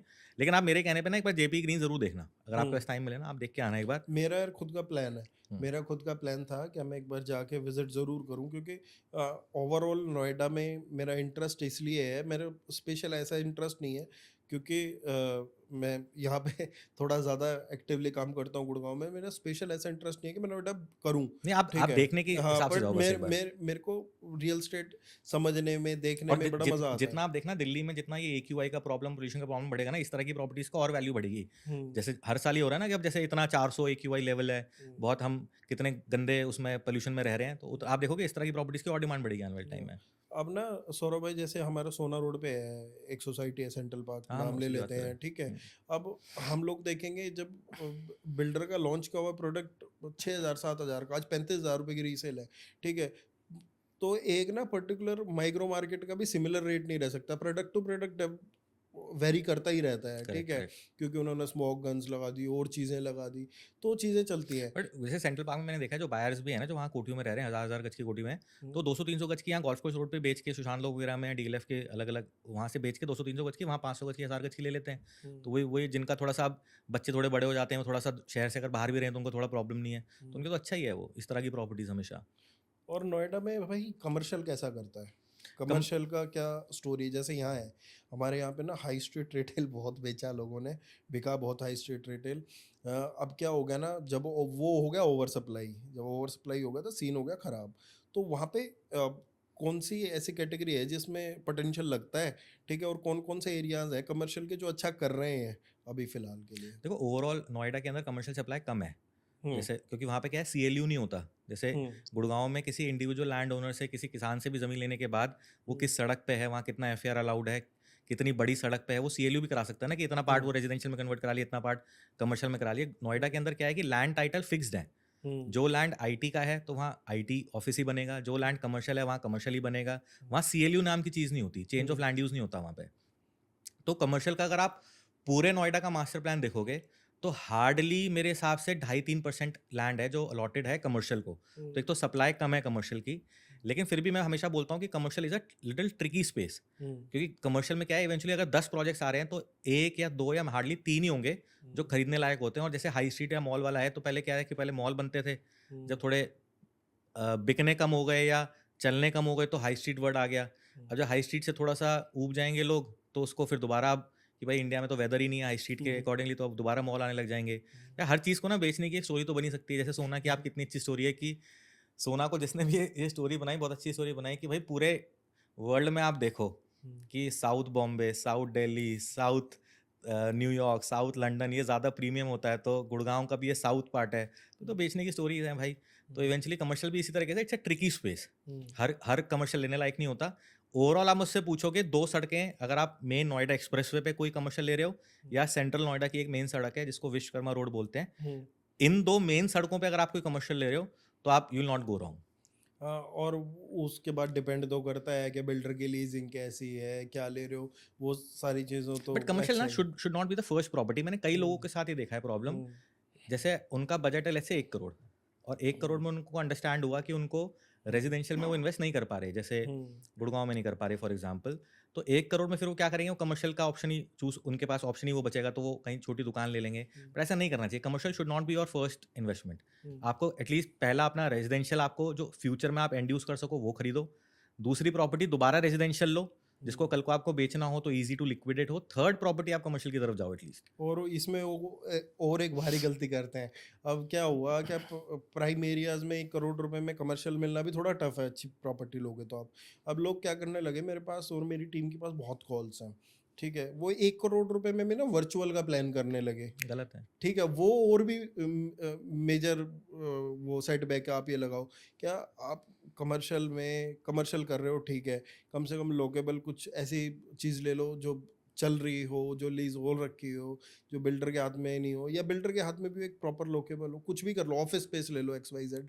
बट जब आप वर्चुअल वाली जर्नी पे निकल जाते हो ना, तो बड़ा डिफिकल्ट सा हो जाता है, मुझे कह लगता रहे है। मैं तो कह रहा हूँ कमर्शियल बहुत कम होते हैं जो खरीदने लायक होते हैं। हम्म, और आप, अगर आपकी पहली दूसरी इन्वेस्टमेंट है, स्टिक टू रेजिडेंशियल। अगर आपको मेन सिटी में, जो मेन लोकेशन में नहीं आप खरीद पा रहे हो, तो थोड़ा शहर से दूर चले जाओ। हम्म, प्लॉट ले लो, फ्लैट ले लो, हम्म, 2 बेडरूम फ्लैट ले लो। ऐसा नहीं हो सकता कि 1 करोड़ में आपको हम्म, कुछ नहीं आएगा। आपको हम्म, और कुछ नहीं तो अफोर्डेबल का फ्लैट ले लो 70-80 लाख रुपए का गुड़गांव में। बट अभी आप वर्चुअल वगैरह में जो जाते हैं, वो मतलब इट इज़ बिल्कुल। Like throwing away money. हाँ, ऐसा है। हाँ, तो वो ना मेरे लिए भी बहुत चैलेंजिंग है, ठीक है, लोगों को समझाना। बट ठीक है, पॉडकास्ट के माध्यम से ही सही, एक बार बता तो दे ही लोगों को। नहीं, हम भी और मना करते हैं कि आप मत लो, पर फिर भी वो कहते हैं कि हमें तो हमारा बजट ही हुआ, तो वो ले भी लेते हैं। तो हम डील नहीं डील करते, तो it is up to you. हमें, हमारी कौन सी जिम्मेदारी है किसी और के पैसे की। हम, हमारा काम तो एक एक दो बार बताना ही तो है। हमारा काम अपना क्लैरिटी से बताना है, अब अगले का डिसीजन है वो कैसे ले सकता है, कैसे नहीं। इसी मॉडल पे ना। और देखो, मैं ये भी बोलूँगा कि ऐसा नहीं है कि हमें हमें सारा ज्ञान है। हम्म, किसी को नहीं हो सकता। हम, हमारा जो लाइफ का एक्सपीरियंस है, हम जहाँ उठते बैठते हैं, जो हमारा रियल एस्टेट का एक्सपीरियंस है, अगर आपको लगता है कि हाँ, इस आदमी को मेरे से ज़्यादा नॉलेज है, तो आप हम्म, उसकी राय लो। हम्म, अगर आपको लगता है कि कोई और आदमी है जिस जो आपको और बेटर राय दे सकता है, तो आप उससे राय लो। तो हम्म, आप, वो तो जो जो पैसा लगा रहा है ना, ज़िम्मेदारी उसकी होनी चाहिए। अब सौरभ भाई, हमने क्या शुरू करा है ना, गुड़गांव में स्पेशली 2-4 लोगों ने, इन्फ्लुएंसर ने शुरू किया, मैं भी उसमें से एक हूँ। हम ये कहते हैं, हमें ये लग रहा था कि कोई लोग आते हैं, आया बायर, ठीक है, बायर ने बोला भाई ये मेरे को लेना है, ये बता दो, ठीक है। अब हम लोगों ने ना कंसल्टेशन मॉडल शुरू कर दिया, बहुत बढ़िया। ठीक है। इसमें हुआ क्या, इसमें एक तो सेग्रीगेट हो गया क्लाइंट सबसे पहले, ठीक है, सीरियस बायर रह गया। और दूसरा इसमें हुआ क्या क्या, आपकी जब आप किसी से पैसे लेके राय देते हो ना, ठीक है, तो उसको क्या चार्ज कर वैल्यूएबल रहे हो? लगती है। क्या चार्ज कर रहे हो? चार्ज को बताएंगे। नहीं, वो तो करते हो आप कस्टमर से, तो क्या, मैं मतलब ऐसे ही पूछ रहा हूँ। हाँ, बट एक फिर टोकन ही लेते होगे, कौन सा वो तो बहुत बस मैं सो दैट कि आप बहुत कम, सीरियसनेस, बहुत कम। हाँ, सीरियसनेस पता हाँ, करने में। 50-100 है मेरा तो कंसल्टेशन बहुत चार्ज, बढ़िया। ठीक है। तो वो सिर्फ इसलिए है कि जब हम डॉक्टर के जा रहे हैं, कहीं भी जा रहे हैं, जब किसी को पैसे देते हैं ना, तो कम से कम उसको ये फील होता है कि भाई हाँ, मैंने पैसे दिए तो अच्छी सलाह दी है। और हम लोगों का, अगर हम फ्री में भी एडवाइस देंगे तो वही देनी थी, एक आदमी को ना 1 घंटा नहीं दे सकते, ठीक है। तो हमारे भी टाइम की वैल्यू है, क्योंकि अब क्या होता है, अब जो पिछला दौर गया है, पहले भी जब से यूट्यूब मैंने शुरू किया है, तो ना बहुत से लोगों की कॉल्स आती हैं, कोई अफोर्डेबल है, कोई दीन दयाल है, और मैं एक ऐसा प्रॉपर्टी एडवाइज़र लगा लो, कंसल्टेंट लगा लो गुड़गांव में, जो 60 गज के प्लॉट से लेके दीन दयाल तक, ठीक है, EWS, हुड्डा के, HSBP के, SCO के, सब मैंने बेचा हुआ है। क्योंकि बेचा इसलिए हुआ है, क्योंकि ग्राउंड रियलिटी से उठे हुए हैं, कोई कंपनी ज्वाइन नहीं की कभी भी। तो कुछ भी जो आया वो बेचते चले गए शुरू से। हाँ, तो शुरू पता शुरू सब कुछ है, तो जो भी कंसल्टेशन लेने आता ना, उसमें 1-1 घंटा निकल जाता था, ठीक है। अब दिन के 5 कॉल अटेंड कर ले तो तुम्हारे गए 5 घंटे। तो इसलिए ये फिल्टर किया गया है। नहीं, वही मैं आपको जैसे बता रहा था कि प्रोफेशनल सर्विसेज इंडिया में थोड़ा अभी लोग कम देना चाहते हैं उस तरीके से। और जैसा भी किसी ने हमें बोला भी था, मुझे अच्छी लगी बात, कि रियल एस्टेट एजेंट या कंसल्टेंट या ब्रोकर या एडवाइज़र, आप कुछ भी बोलें, उसको ना बड़ा थैंकलेस जॉब है ये। हम्म, कि आप किसी को 5 करोड़ की चीज़, यार देखो, हमने 5 करोड़ में 5 लाख भी कमाए हैं, और 5 करोड़ में हमने देखा भी है कि 1 करोड़ रुपये भी कम जाते हैं। हम्म, तो आप किससे ले रहे हो, it is very very very important. आप किसका हम्म, ले रहे हो, that is not the only hmm, criteria. तो ठीक है, अगर आप ऐसा कर रहे हो, हम्म, तो थोड़ा और रिस्पेक्ट बढ़ेगी। हम्म, एज एज अ कंसल्टेंट लोग उसको कंसल्टेंसी की तरह ही अंडरस्टैंड करें, विच इज़ वेरी गुड। लेकिन एक्चुअली क्या है कि एट द एंड ना कस्टमर, जैसे मैं भी अगर कस्टमर हूँगा ना, तो मैं भी यही सोचूंगा कि यार ठीक है, राय तो हमने 4 लोगों से ले ली, लेकिन एट द एंड डील भी चाहिए। और देखो हम भी, आप और हम भी अगर कोई करोड़ों की चीज़ ले रहे हैं तो उसमें आपको बताइए कि 1-2% से भी ना लाखों का फ़र्क आ जाता है। तो at the end with the right guidance it is very very very important कि हम डील भी सही दे सकें कस्टमर को, लोएस्ट वैल्यू की। तो क्या, दोनों ही बातें हैं। हाँ वो है सौरभ भाई। और क्या होता है ना, जब आप एक सर्टेन लेवल पे पहुंच जाते हो, जैसे आप नोएडा अग्रेसिव करते हो, गुड़गांव भी करते हो, ठीक है, मैं गुड़गांव कर रहा हूँ, ठीक है, तो टर्म और चीज़ें, ठीक है, बिल्डर के साथ अंडरस्टैंडिंग, सारी चीज़ें वो आप करके ही उस प्रोडक्ट पे बिल्कुल, मतलब लगते अगर आप हो। किसी किसी प्रोडक्ट को हाँ, आपने आइडेंटिफाई किया है कि यार ये इसमें दम है, ये आप तो अपने इन्वेस्टर को बता सकते हो, तो उसमें आपने कोई स्पेशल डील लेके भी कस्टमर को दे दी तो कस्टमर तब बोलेगा मज़ा आ गया। हाँ, तो तो वही वही स्पेशल डील के ऊपर ही काम किया जाता है। बिल्कुल, बिल्कुल। अदरवाइज तो क्या होता है, कुछ स्पेसिफिक रिक्वायरमेंट भी होती है। एक्चुअलिटी में मेरा क्या है, मैं सिर्फ प्राइमरी पे फोकस नहीं है, ठीक है, आई हैव 2 गाइस जो रीसेल भी करते हैं मेरे, ठीक है। तो क्योंकि वो मेरा प्राइम फोकस था, मैंने शुरू से वो किया, मैंने रेंटल कभी नहीं किया, ठीक है। ये प्राइमरी मेरा फोकस रहा है हमेशा, रीसेल का भी मेरा अच्छा हाथ चलता है रीसेल में, प्लॉट्स मोर वैसे भी।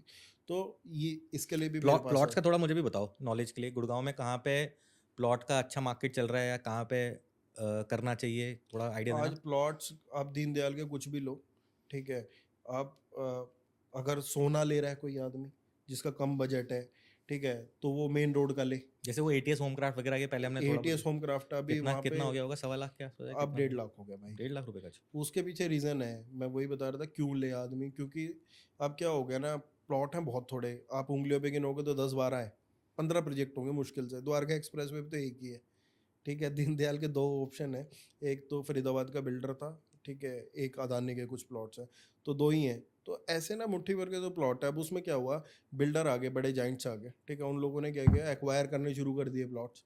अब वो एक्वायर करे प्लॉट्स, तो उनके साथ वालों की वैल्यू वैसे ही बढ़ गई, क्योंकि 150 प्लॉट की सोसाइटी है पूरी, 50-60 में बिल्डर बना के बेच रहा है, तो बचे कितने? हम्म। 50-60 प्लॉट बटे, उसके रेट बढ़ गए। तो आज कहीं पे भी ले, ठीक है, प्लॉट्स बहुत ज़्यादा नहीं है गुड़गांव में, ठीक जैसे है। वो मुझे एक लगा, एक सिग्नेचर का आया था ना, सिद्रे वाली जगह है वो, दारूहेड़ा से सिद्धार्थ पहले, एक्चुअलिटी में वो थोड़ा वही, महंगे फिर लगे वो मुझे। भी वाली बात होगी, जैसे आपका जेवर और नोएडा की बात हो रही है, अच्छा। ठीक है, वो ऐसे बात होगी जैसे हम लोग गुड़गांव की बात कर रहे हैं, द्वारका एक्सप्रेसवे की, ठीक है, न्यू गुड़गांव की, या तो फिर हम बात कर रहे हैं सिद्धरावली की, ठीक है। सिद्धरावली बड़ी अलग मार्केट है, ठीक है, वो बट 80,000 रुपये का अस्सी सही है, पिचासी हज़ार रुपये सही है गज, वहाँ। ठीक है।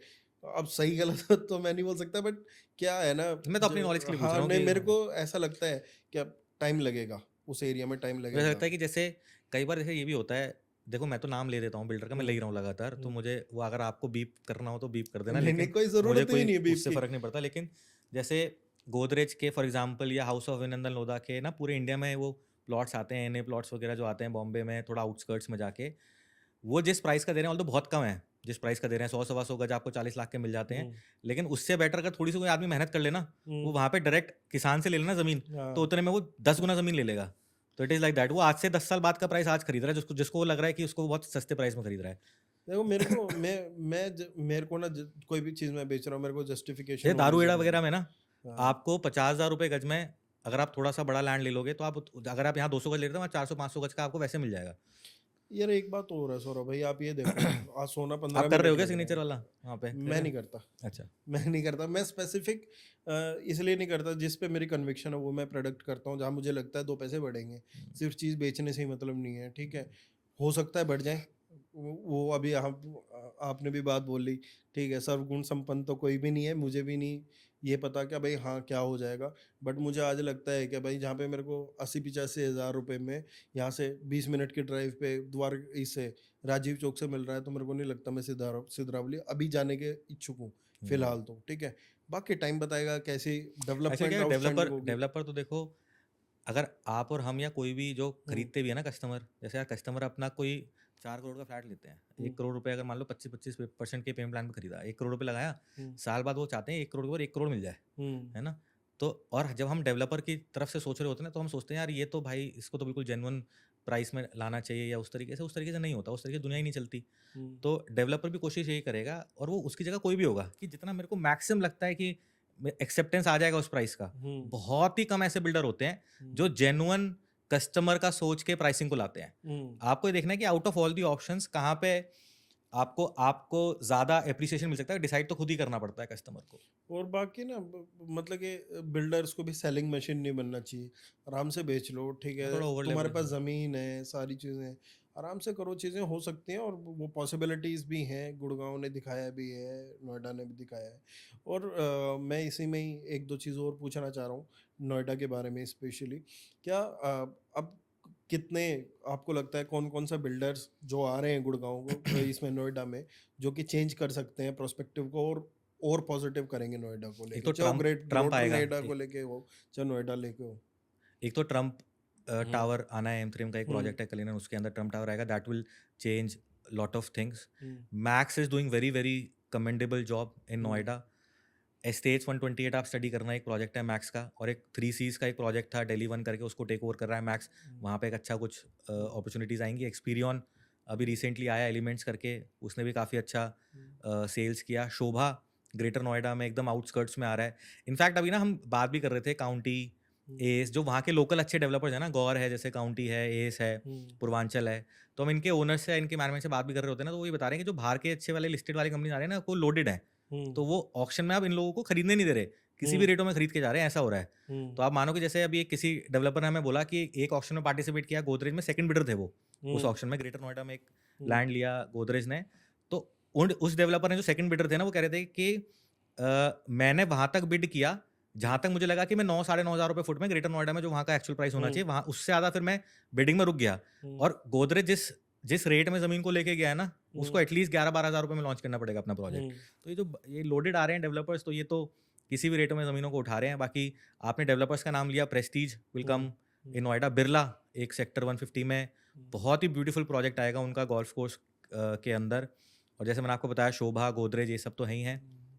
तो बिरला तो हमारे यहाँ भी ला रहा है, सेक्टर 31 में एक करेक्ट, लैंड करेक्ट। है, तो उसमें भी आउटस्टैंडिंग प्रोडक्ट ला रहा है, ठीक है। इसी से ही मेरे को एक और क्वेश्चन याद आ गया, क्वेश्चन याद आए जा रहे हैं। सबसे बड़ा ये है क्या, जैसे अब यहाँ पे क्या हो रहा है ना, डेंसिटी कम करने के चक्कर में होड़ सी लगी हुई है एक बड़े साइज़ के अपार्टमेंट की, जिसकी एक्सपर्टीज़ नहीं है वो भी ला रहा है, ठीक है, जिसकी एक्सपर्टीज़ है वो तो लाएगा ही लाएगा। तो बड़े हाउसेस का ट्रेंड कैसे चलता है नोएडा देखो, में? कोविड कोविड के बाद तो ये तो ऑल अक्रॉस इंडिया हुआ ही है कि थोड़े बड़े हुँ, स्पेसेस की रिक्वायरमेंट हुँ, लोगों को आई है। 2 बेडरूम देखो आप, नॉन एग्जिस्टेंट होते जा रहे हैं। हुँ, जबकि पहले 2 बेडरूम की बहुत सप्लाई आती भी थी और बहुत बिकते भी थे, लेकिन अब एटलीस्ट हस्बैंड वाइफ और एक बच्चा भी अगर हैं, हुँ, क्योंकि उनको एक कमरा वर्क फ्रॉम होम और वो हाइब्रिड तरीके से चाहिए, तो 3 कमरे तो एटलीस्ट चाहिए हम लोगों को। तो बड़े हाउसेस की रिक्वायरमेंट तो बढ़ी ही है। हुँ, और जैसे-जैसे ये ब्रांडेड रेजिडेंसी, जैसे आप गुड़गाँव में अच्छा आने शुरू हुई हुँ, हैं, नोएडा में ऑफ लेट आएँगी, हुँ, तो इनकी वजह से आप देखोगे luxury real estate market will do very, very well. Um, क्योंकि जितना लोगों की इनकम बढ़ेगी, डिस्पोजेबल इनकम क्रिएट होगी। हुँ, अब देखो, मैं छोटा सा आपको एग्जांपल देता हूँ कि हमारे घर में जब हम छोटे थे, हुँ, एक एक साबुन होता था, उसमें चारों लोग उसी से नहाते थे। हुँ, आज आप देखो, एक हस्बैंड वाइफ के वॉशरूम में आप एक बार जाओ, चेहरे का लगाने का अलग, उसके बाद बॉडी वॉश अलग, और उसके बाद सीरम और टोनर और पता नहीं कितनी 36 चीज़ें होती हैं अब। तो ये हुँ, क्या है? डिस्पोजेबल इनकम है। हुँ, आप आदमी अपने खर्चे के अलावा जो एडिशनल पैसा बच रहा है, हुँ, उसको अपनी लग्जरी में इन्वेस्ट करना चाह रहा है। हुँ, तो अगर हम ये सोच रहे हैं कि हम 5 करोड़ का फ्लैट अफोर्ड नहीं कर पा रहे, तो ये मार्केट गिर जाएगी, बट ऐसा नहीं है। बहुत लोग हैं जो अफोर्ड कर पा रहे हैं, बहुत लोग हैं जो जिनकी इनकम बढ़ती जा रही है। तो जितना ये इनकम एटलीस्ट और ज़्यादा इंक्रीज होती चली जाएगी, तो उतना ज़्यादा आप देखोगे ब्रांडेड रेजिडेंसीज, लग्जरी रेजिडेंसी, इनकी रिक्वायरमेंट भी बढ़ेगी। मैं ना ये एक चीज़ और देख रहा हूँ सौरभ भाई, गुड़गांव के साथ तो देख रहा हूँ, नोएडा के साथ आप या greater Noida Yamuna express way, जो भी माइक्रो मार्केट या जो भी मार्केट है आप शायद देख रहे हो, कुछ कुछ ना बिल्डर माइक्रो मार्केट के हिसाब से भी प्रोडक्ट होते हैं, ठीक है। आज मुझे पता है क्या, ये वाली माइक्रो मार्केट है, अगर आप इसमें 4,000 3,000 या 5,000 स्क्वायर फीट का स्पेस लाओगे, तो ठीक है, तो बिकेगा नहीं। बिकना बड़ा मुश्किल है और बिकेगा भी नहीं, बेफ और या देखो, वैलिडेशन नहीं आती। तो नोएडा में भी ऐसी हाँ, मार्केट्स हाँ, हैं। यार देखो, हम्म, कोई बिल्डर है, उसके पास बहुत पैसा है, इसका मतलब ये नहीं कि वो समझदार भी होगा। हम्म, पैसा और समझदारी, ये 2 अलग-अलग चीज़ें हैं। और ये तो डेवलपर लालची भी बहुत ज़्यादा हो गए हैं। लोडिंग के ऊपर तो मैं आपको बता नहीं सकता सुपर एरिया और कारपेट एरिया के अंदर कितना इस टाइम झोल है, बहुत हाँ, झोल है। बहुत झोल कर रखा है। बेच रहे हैं 2,500 फुट सुपर एरिया का फ्लैट, लेकिन उसको 3,000 फुट कर रखा है। तो हम्म, ये भी एक प्रॉब्लम है। लेकिन आपको डिसाइड करना पड़ेगा। आप अरविंद भाई जैसे कंसल्टेंट्स को हायर करें, हम्म। आप इनसे बात करें, आप पूछें हम लोगों से, तो आपको पता चलेगा कि क्या क्या एक्चुअल सही चीज़ है लेने लायक। अब सौरभ भाई बिक रहा था अब और देखो, एक। मैं एक चीज़ और ऐड करूँ, बहुत हम्म, नए ना, जब तेज़ी आती है ना, तो बहुत सारे नए बिल्डर पैदा हो जाते हैं, क्योंकि बिल्डर कस्टमर से ज़्यादा फोमो में है कि हम्म, कल कोई तेज़ी खत्म ना हो जाए, ज़मीनें खत्म ना हो जाए, फटाफट प्रोजेक्ट लॉन्च करो, फटाफट बेचो। हम्म, तो कंस्ट्रक्शन ना अपने आप में एक मुद्दा है बहुत बड़ा। बहुत अभी बड़ा। लोग उसकी तरफ जा ही नहीं रहे। एक बहुत अच्छा वॉक थ्रू वीडियो बनाना, बहुत अच्छा सुंदर ब्रोशर बनाना 20 लाख 50 लाख रुपए में बहुत सुंदर बना सकते हो आप, लेकिन उसका एग्जीक्यूशन करना 40 फ्लोर की बिल्डिंग बनाना उतना वो club house it takes lot of effort. और आप देखो हर बिल्डर का ना, चाहे नोएडा बेस में अगर मैं आपको बताऊं, काउंटी ग्रुप है जैसे वहाँ का one of the prominent group है, बहुत अच्छा कंस्ट्रक्शन करते हैं वो, कंस्ट्रक्शन में और मेंटेनेंस में उनका बहुत अच्छा नाम है। लेकिन उनके आप पहले दूसरे प्रोजेक्ट देखोगे ना तो इतने अच्छे वेल कंस्ट्रक्टेड है, उतने वेल मेंटेन नहीं है। धीरे धीरे आदमी सीखता है। आप सिमिलरली गोदरेज के डिलीवर्ड प्रोजेक्ट देखोगे गुड़गांव में तो वो अच्छे नहीं है उतने, धीरे धीरे आदमी सीखेगा। तो नए डेवलपर जब बहुत अल्ट्रा लग्जरी प्रोजेक्ट आपको दिखाएंगे ना, तो वो एग्जीक्यूशन जरूरी नहीं है कि वो बहुत अच्छा कर पाएंगे नहीं कर पाएंगे, क्योंकि आप सोचो हम और आप अगर 200 गज की कोठी बनाने चले जाए ना, साल 1.5 साल में हालत टाइट हो जाती है।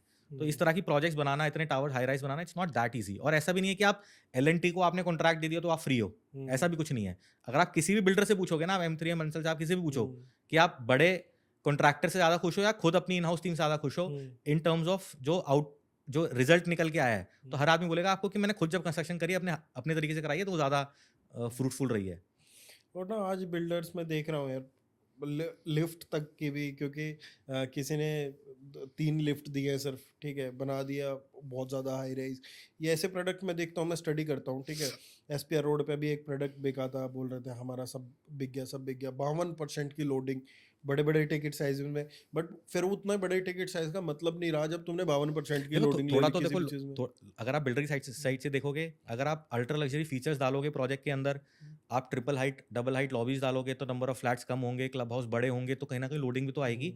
लेकिन ये ग्रे एरिया छोड़ रखा है गवर्नमेंट ने, छोड़ रखा है, पता नहीं क्यों कर रखा है कि बोलते हैं कि कारपेट एरिया पे सेल होना चाहिए, builder by agreement carpet area के हिसाब से दिखा रहे हैं, लेकिन कारपेट प्लस आप देखो किसी भी डेवलपर का जब एग्रीमेंट देखोगे ना आप, तो उसमें कारपेट प्लस एक्सक्लूसिव वो बालकनी वो दिखाते वही हैं, प्राइस लिस्ट हमेशा सुपर एरिया की बना रखी है। तो सरकार की दिक्कत है, वो उसको ठीक करे फटाफट। यही है सौरभ भाई, मैंने देखा है गुड़गांव में स्पेशली ना। अब पहले क्या था, सिर्फ हाई राइज था, अब ना कुछ डेवलपर्स हैं, अच्छे डेवलपर है, जो लो राइज भी गेटेड में दे रहे हैं। और कारपेट एरिया अगर आप उनका देखोगे तो 3-3 हज़ार 2500 स्क्वायर फीट का कारपेट एरिया है सिर्फ, जो कि हाई राइज में आज आपके एक्सटेंशन रोड पे 10-12 करोड़ रुपए का बिक रहा है, वो 5-6 करोड़ रुपए में दे रहे हैं। तो ना प्रोडक्ट की अंडरस्टैंडिंग बहुत ज़रूरी है, चाहे नोएडा हो चाहे गुड़गांव हो, जहाँ तक मुझे लगता है। जैसे हमने लास्ट प्रोजेक्ट जिसमें गुड़गांव में थोड़ा सा एक्टिवली कराना काम, वो ATS होमक्राफ्ट का था जो 105 में आया था। ATS गुड़गांव का मतलब लीस्ट प्रेफर्ड डेवलपर होगा, बिल्कुल है। ठीक है। वो होमक्राफ्ट की स्टोरी है, चलो वो सब नहीं बता रहा मैं, इतना इंटरेस्ट की चीज़ नहीं है। लेकिन उस प्रोजेक्ट को हमने क्यों बताया कि यार ये अच्छा बाय हो सकता है, लेकिन हमने उसको नहीं बोला कि जिसको इन्वेस्टमेंट करनी थी, जो आज गुड़गांव में रेंट पे रहता है, वर्सेस DDJY के फ्लोर्स, हमने बोला आप ये ले लो, क्योंकि ऑल्दो उसका जाने का रास्ता इतना अच्छा नहीं है, लेकिन वो है at the end Dwarka expressway की माइक्रो मार्केट। वो थोड़ा सा न्यूसेंस रहेगा जाने आने में हमेशा, चाहे वो सड़क बन भी जाएगी, लेकिन इवेंचुअली 11,000 रुपये का रेट प्लस जो एफिशिएंसी ऑफ लेआउट थी, आप उसका लेआउट अंडर देखना, आप अगर आपने नहीं देखा मैंने होगा। बेचा हुआ है मैंने। अच्छा। और स्पेशली मेरा भी कैच सबसे ज़्यादा उस पर यही था, क्या ना, एक तो लैंड उनको सही रेट पे मिल गई, पहली बात, उसका लाइसेंस कन्वर्ट कराया था उन्होंने। और दूसरा, सबसे लोग कहते थे यार ये तो 60 मीटर की होगी नहीं होगी, तो मैं ये कहता था यार आज तुम्हारा डिस्टेंस तो देख लो भाई, तुम्हारा 5 से 7 मिनट का डिस्टेंस है, ठीक है। मैं कह रहा हूँ मल्टीपल हाँ। न्यूएंसेस रहेंगे वहाँ पे, लेकिन जिस प्राइस में आपको जो लेआउट मिल रहा है ना, it is good for and user. तो वो होता है कि आपको आइडेंटिफाई करना पड़ता है out of all the option, और लोग ना थोड़ा सा ग्लिट्सी प्रोडक्ट्स में ज़्यादा इन्वेस्ट करना चाहते हैं। ये भी थोड़ा सा हो गया कस्टमर्स के साथ कि अगर उनको लगता है ना कि कोई प्रोजेक्ट सोल्ड आउट नहीं हो रहा लॉन्च पे, तो यानी कि वो हिट नहीं है। कई ऐसे प्रोजेक्ट्स हैं जैसे अर्बन ओएसिस था MR में, वो सोल्ड आउट हुआ, इतना ओवर सब्सक्राइब हुआ था, लेकिन बहुत अच्छी उसमें प्रीमियम में बहुत अच्छी रीसेलेबिलिटी नहीं आई आज तक। तो कई बार लोग एक, जब तक जो प्रोजेक्ट लॉन्च पे आके एकदम सोल्ड आउट ना हो, तो उनको लगता है कि फ्लॉप हो गया शो। ऐसा नहीं होता हर बार। हर बार नहीं होता। और प्रोडक्ट के, अब वही आप वाली बात ही पकड़ूं तो उसमें 4,000 EOI थी, बिल्डर के पास 4,000 करेक्ट। थी। मैं उसके बाद ये कह रहा हूँ जो 3600 लोग हैं भाई, 400 का अपार्टमेंट मिलेगा, 3600 को मैं ये कह रहा हूँ कि अब तुम 15 लाख के प्रीमियम पे खरीद लो ना, तो 15 लाख 20 लाख के प्रीमियम पे खरीद लेते हैं। अभी तक तो रेट था, अब थोड़ा सा बढ़ गया और 5-10 लाख रुपए, 15 लाख रुपए। मैं कह रहा हूँ ये खरीदो तुम, ठीक है। अब तो तुम्हारे पास एक बहुत अच्छा चांस है, कम से कम यूनिट तो तुम्हारे सिलेक्शन की मिल जाएगी। उस टाइम तो ड्रॉ में था, यूनिट भी सिलेक्शन की नहीं थी, करेक्ट। ठीक है, पर फिर नहीं खरीदने आते। अब वो ये नया वाला ले लेंगे, अब तो वो वही है नया ना, ले लेंगे। वही है। और लोग ना ये गलती भी कर रहे हैं, जो लोग रियल एस्टेट को स्टॉक मार्केट की ट्रेडिंग की तरह खरीद रहे हैं ना, कि आपने अभी पैसा लगाया 1 साल में एग्जिट मिल जाएगा, ये मिल जाएगा, वो सब, वो तो तरीका ही नहीं है रियल एस्टेट को खरीदने का। अगर हमारे घर में हमने कोई प्रॉपर्टी ली और हम अपने घर पे बताएंगे ना बेच रहे हैं, तो हमारे फादर हमको बोलेंगे कि भाई हाथ पैर काम करने बंद हो गए हैं, या क्या प्रॉपर्टी बेचने का टाइम आ गया, जो खरीद ली छोड़ दो उसको, अगले के लिए पैसा कमाओ। दिस शुड बी दी वे। जैसे पहले लोगों ने जो पैसा कमाया रियल एस्टेट में, आप देखो, आप भी सोचना ये चीज़, और जो लोग देख रहे हैं आपकी वीडियोस वो भी सोचें, वो अपने आसपास 50, 10, 20 जितने लोगों को जानते हैं जिन्होंने एक्चुअल में वेल्थ क्रिएट करी है। हम्म, आप देखना कि उनके आसपास अगर 20 लोग हैं जिन्होंने अच्छी वेल्थ क्रिएट करी है, हम्म, 50 करोड़, 100 करोड़, 500 करोड़ रुपए कुछ कमाए हैं, तो देखें कि उनमें से कितने परसेंट के लोग थे जिन्होंने स्टॉक ट्रेडिंग से कमाई है, कितने लोग हैं जिन्होंने रियल एस्टेट से वो वेल्थ क्रिएट करी है, कितने लोग हैं जिन्होंने बिजनेस से करी है, कितने लोगों ने मान लो सट्टा खेल के करी है। आप डिसाइड देखना अपने आप, आपको रियलाइज होगा कि मोर देन 50% लोगों ने सिर्फ रियल एस्टेट से उतनी वेल्थ क्रिएट करी है, हम्म, और वो ऐसे 1 साल 2 साल की ट्रेडिंग से नहीं करी है वो चीज़। हम्म। तो लोगों को पेशेंस रखना चाहिए थोड़ा सा। बिल्कुल पेशेंस रखना चाहिए। और जैसे आपका एग्जाम, मैंने अभी एक करीबन करीबन साल 6 महीने पहले एक प्रॉपर्टी खरीदी थी कुछ रेंटल के लिए। तो मैंने ऑन एन एवरेज खरीदी थी 2 करोड़ 70 लाख रुपए के आसपास। अब मेरे 6 महीने में वो 3.5 करोड़ रुपए की होगी। तो मैंने बोला घर में मैं बेच दूँ इसको। तो बोले क्या भाई पैसे की ज़रूरत है क्या? नहीं, पैसे की कोई ज़रूरत नहीं तो क्यों बेचनी है? हाँ, वही तो रखे रहने तो, उसका रेंटल यील्ड आ रहा है जब 5-6% तो आ रहा है, क्यों बेच रहे हो उसको? तो ये लोगों को समझने की बहुत ज़रूरत है। और ना एक लोगों के मन में ना भ्रम हो गया। क्या हुआ है, रियल स्टेट के साथ साथ ना इस बार मार्केट भी अच्छी चली है, स्टॉक मार्केट। बिल्कुल। तो उनको ये लगता है कि यार मैं एसआईपी कर दूं। मेरी कंसल्टेशन में बहुत सवाल रहते हैं, बहुत ये कॉमन है एक सवाल। ठीक है, बिना पैसे के बता रहा हूं। तो ये आपकी भी राय जानूंगा क्या भाई, सर हम एसआईपी ही करते रहें क्या? तो मैं उनसे एक क्वेश्चन पूछता हूँ, क्या तुम्हें श्योरिटी है कि ये मार्केट स्टेगनेंट नहीं होगी या नीचे नहीं जाएगी? अगर आप रियल स्टेट को ऐसे देख सकते हो क्या मार्केट स्टैग्नेशन पे आ जाएगी, सैचुरेट हो जाएगी एक टाइम के बाद, तो ऐसा तो स्टॉक मार्केट में भी हो सकता है। हाँ, साइक्लिक किसको है। क्या पता है, ये साइकिल है तो। सारी मार्केट चाहे गोल्ड हो, चाहे रियल एस्टेट हो, चाहे ये हर चीज़ के बढ़ने के अपने रीज़न है, और ये यूनिक टाइम है कि तीनों चीज़ें बढ़ी हैं एक साथ। हाँ। ऐसा कभी आज तक इंडिया के इतिहास में कभी नहीं हुआ कि गोल्ड, स्टॉक मार्केट और रियल एस्टेट तीनों चीज़ें बढ़ी हैं। लेकिन तो ऐसा नहीं है कि हम नहीं करते एसआईपीज़ या हम स्टॉक मार्केट में पैसे नहीं लगाते। इट इज़ जैसे ये ना ईच टू इज़ ओन वाली भी चीज़ है। अगर हम बोल रहे हैं कि इंडिया की इकोनॉमी ग्रो करेगी, अगर हम्म, हम बोल रहे हैं कि इंडिया ग्रो करेगा, हम्म, तो इसका मतलब कहीं न कहीं ये भी है कि स्टॉक एक्सचेंज भी ग्रो करेगा, इंडिया का स्टॉक मार्केट भी ग्रो करेगा, क्योंकि at the end companies grow करेंगी तो इंडिया ग्रो करेगा। हम्म, लेकिन अगर इंडिया को 10 ट्रिलियन, 15 ट्रिलियन, 20 ट्रिलियन डॉलर्स की जीडीपी की इकोनॉमी क्रिएट करनी है अगले 15 साल में, 20 साल में, हम्म, तो जो छोटे बिजनेस हैं, हम्म, एमएसएमईज, जो स्मॉल स्केल के बिजनेसेस हैं, जब तक वो ऊपर नहीं आएंगे, जब तक रईस लोग और रईस होते चले जाएंगे, तो इंडिया ग्रो नहीं करेगा। जब हम्म, तक नीचे का तबका या बीच का तबका ऊपर नहीं आएगा, तब तक इंडिया ग्रो नहीं करेगा। तो आपको यू शुड ऑलवेज डाइवर्सिफाई। हम्म, आप थोड़ा गोल्ड में इन्वेस्ट करो। हम रियल एस्टेट वाले लोग हैं और हमें ऐसा लगता है कि हमारी कंट्रोल में होना चाहिए। हम्म, अभी जैसे ऑफ लेट अभी बहुत रिसेंटली ना स्टॉक मार्केट काफ़ी गिरा भी है। हम्म, तो हमें ना हमारे कंट्रोल में नहीं है वो चीज़। तो हमें हम्म, ऐसी इन्वेस्टमेंट करने में, बहुत मोटा पैसा लगाने में हमें मज़ा नहीं आता पर्सनली। हमें लगता है कि रियल एस्टेट है, अपने हाथ की चीज़ है, अपने कंट्रोल की चीज़ है, जब मन में आएँगे बेच लेंगे। हम ज़्यादा स्टॉक मार्केट रियल एस्टेट में ज़्यादा पैसा लगाते हैं। लेकिन स्टॉक मार्केट में आपको इन्वेस्ट ज़रूर करना चाहिए। लेकिन हाँ, 50,000 रुपए की एसआईपी करके कब तक वो जो 50 साल, पता नहीं वो जो अंकुर वारिको और वो जो फाइनेंस विद शरण वाले वो जो आते हैं कि भाई आपने 50,000 की एसआईपी कराओ और आप जब 60 साल के हो गए तो एसडब्ल्यूपी में इतना हर महीने निकालते रहना, वो सब बेकार लगता है मेरे को। यार तुम इतना हेडेक लोगे, तुम इससे बढ़िया एक प्रॉपर्टी ले लो। सेविंग पाँच छः इंस्ट्रूमेंट पाँच है। 5-6% का वहां से रेंटल आ जाएगा तुम्हारा। वो अप्रिशिएट भी होती रहेगी, 6% मैं का दोनों तुम जगह ग्रो लगाओ भी। आप। अगर आपको स्टॉक मार्केट समझ में आता है, आप स्टॉक मार्केट पर आप ये देखो कि आपके आसपास ज्यादा लोगों ने जो वेल्थ क्रिएट करी है वो वो कहाँ स्टॉक से मार्केट करें? की इन्वेस्टिंग से करी है या रियल एस्टेट से करी है। It is like that. और ये। अगर जिस आदमी को, मैं ये भी बोलूंगा कि अगर शॉर्ट टर्म ट्रेडिंग करनी है ना, जैसे मान लो कोई आदमी ऐसा है जिसने 5-10 करोड़ का घर भी बुक कर रखा है, हम्म, वो उसको 2-3 साल में डिलीवर हो जाएगा, उसके लिए घर का एंगल शॉर्ट हो गया। अब हम्म, उसको घर नहीं देखने की जरूरत है दोबारा। उसने 2-3 ऐसी प्रॉपर्टीज रेजिडेंशियल की ले ली हैं हम्म, जिसमें अच्छा कैपिटल एफिशिएंट हो भी गया और आने वाले टाइम में और होगा। हम्म, उसने 2-4 कमर्शियल भी ले लिए हैं, लेट्स से 2-4 प्लॉट्स भी ले लिए हैं एज सच, ऐसे कि जहाँ से उसको लगता है कि कल को कैपिटल भी अप्रिशिएट होगा, कल को मेरे को रेंटल भी आएगा। हम्म, उसके बाद अब वो डिसाइड कर रहे हैं 4-6 प्रॉपर्टी लेने के बाद कि अब मुझे कोई शॉर्ट टर्म ट्रेडिंग के लिए कोई प्रॉपर्टी खरीदनी है, लेट्स से कि मैं आज इन्वेस्ट करूं, 2 साल बाद उसे बेच दूं। तो उसके लिए ना you should always higher a consultant like us. Hmm, may be आप, चलो हम ऐसा अपना हम्म, नहीं बोल रहे, आप किसी को भी। किसी को अपने साथ हायर करो, हम्म, सो दैट कि आप उसका उसके साथ प्रॉफिट शेयरिंग पे काम करो। हम्म, जैसे हम कर रहे हैं कि आप 5 करोड़ रुपए आप लगाओ, 5 करोड़ हम लगाते हैं, आप पूल इन कर लो। दस हम्म, पाँच 2-4-5 लोग इन्वेस्ट करके हम्म, आप 20-25 करोड़ का इन्वेस्टमेंट करो hmm, with the right approach, with the right pricing. Hmm, उसको लिक्विडेट करो, और उसके लिए कंसल्टेंट आपका इन्वॉल्व होना बहुत जरूरी है हम्म, साथ में। अगर आपको शॉर्ट टर्म ट्रेडिंग करनी है तो बड़े पैसे से करो। हम्म। छोटे पैसे से 1-1.5 करोड़ से कोई शॉर्ट टर्म ट्रेडिंग नहीं होगी। 20-25 करोड़ का माल आप इन्वेस्ट करो, 50 करोड़ का माल उठाओ हम्म। और उसको 2 साल बाद बेचो, तब आपको एक्चुअल पैसा आप कमाओगे। मैंने ना अभी एक वीडियो करी थी, जो पॉडकास्ट अभी कर रहे हैं, ये तो मेरे ख्याल से अब हफ्ते 10 दिन लगेंगे इसको तो एडिट वेडिट होने में। बट अभी हाल ही में एक वीडियो की थी, मैंने उसमें यही बताया था भाई, तुम्हें जिसके पास वेल्थ है, तुम्हें लगता है कि भाई मेरे को ये प्रोडक्ट लेना है, तो उसमें 4-5 यूनिट लो। उसमें से 2-3 लिक्विडेट कर दो, जो अगर तुम्हारा अगर उस टाइप का बजट है। अदरवाइज़ मत करो। अदरवाइज़ जब तुम एक ही के लायक हो तो तुम उसको ही अपने लेवरेज देखो, तुम्हें कहाँ तक मिल सकती है, कहाँ नहीं, मैं तो कह तुम्हारे रहा हूँ income. Mutual fund real estate का बना लो ना। आप 4 लोग अपने परिवार के मिलो, एक हाँ। कंसल्टेंट को हायर करो, उस कंसल्टेंट से भी पैसा लगवाओ। आपने 5 आदमियों ने 5-5 करोड़ रुपए लगाए, 25 करोड़ रुपए लगाए, ले चलो 5 करोड़ का एग्जाम्पल लेना, 2-2 करोड़ का एग्जाम्पल देते हैं। 10-15 करोड़ का आपने एक कॉर्पस इकट्ठा किया। अब जब आप बिल्डर के यहाँ या किसी भी चीज़ के यहाँ 20-25 करोड़ का माल लेने जाओगे ना, तो आपको डिस्काउंटेड प्राइस में मिलेगा। रियल एस्टेट में पैसा खरीदते टाइम बनाया जाता है। आपने कब खरीदा, किस रेट में खरीदा, उसी दिन डिसाइड हो जाता है कि आप इस प्रॉपर्टी से कितना कमाओगे, कितना नहीं कमाओगे। और अब तो स्पेसिफिकली जो शॉर्ट टर्म ट्रेडिंग प्लान कर रहे हैं, उनको और इस तरीके से करना चाहिए। और जो ट्रेडर्स हैं, जो सब कुछ आप तो देख रहे हो, आप धीरे धीरे इन लोगों ने भी, सबने किसी ने विला ले लिया। और निखिल कामत का हाँ। लेटेस्ट एग्जांपल है, सब लोगों के सामने। अब देखो, आज उन्होंने भी तो ये बोला कि वो हैसल होता है कि एक जगह से बार बार चेंज करना, वो हैसल होता है।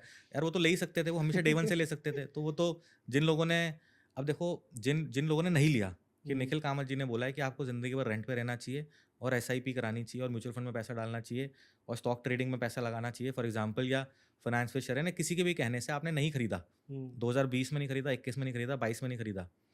आज 2024 में आप, अगर आपने वेल्थ और नहीं क्रिएट करी, तो आप उन प्रॉपर्टीज को आप खरीद नहीं सकते। ऐसा टाइम हो गया है।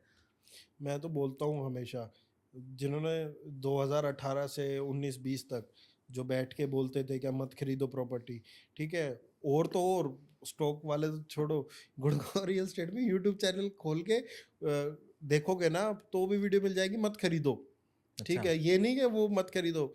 पूरा द्वारका एक्सप्रेस भी नेगेटिव कर दिया है, नोएडा ये नेगेटिव कर दिया। नोएडा मैं तो कह रहा हूँ बहुत करते हैं, सबसे गुड़गांव वाले आपके बहुत करते हैं नेगेटिव।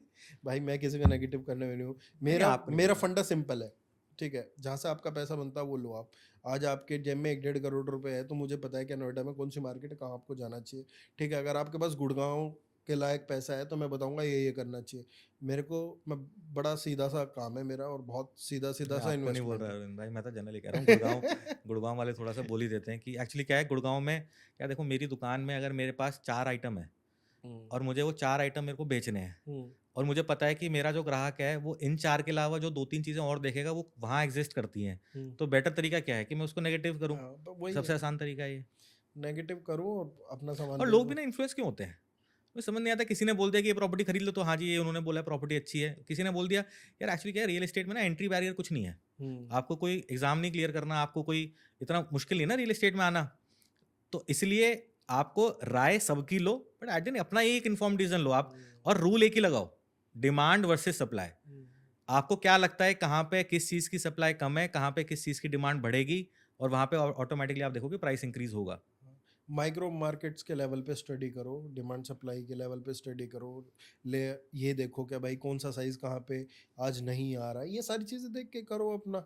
ठीक है, और बाकी हम और आप जैसे लोग तो हैं ही, बिल्कुल सब भाई। कुछ बताने के लिए, करने के लिए। तो सौरभ भाई, बहुत मज़ा आया आपके साथ बात करके। होपफुली आगे भी कन्वर्सेशंस चलती बिल्कुल रहेंगी, टॉपिक्स को लेके और चीज़ों को लेके। बिल्कुल तो भाई। थैंक यू वेरी मच हम लोगों के चैनल की तरफ से कि आप आए यहाँ पे, आपने टाइम दिया आपने। बिल्कुल भाई, बेस्ट ऑफ लक आपके चैनल के लिए।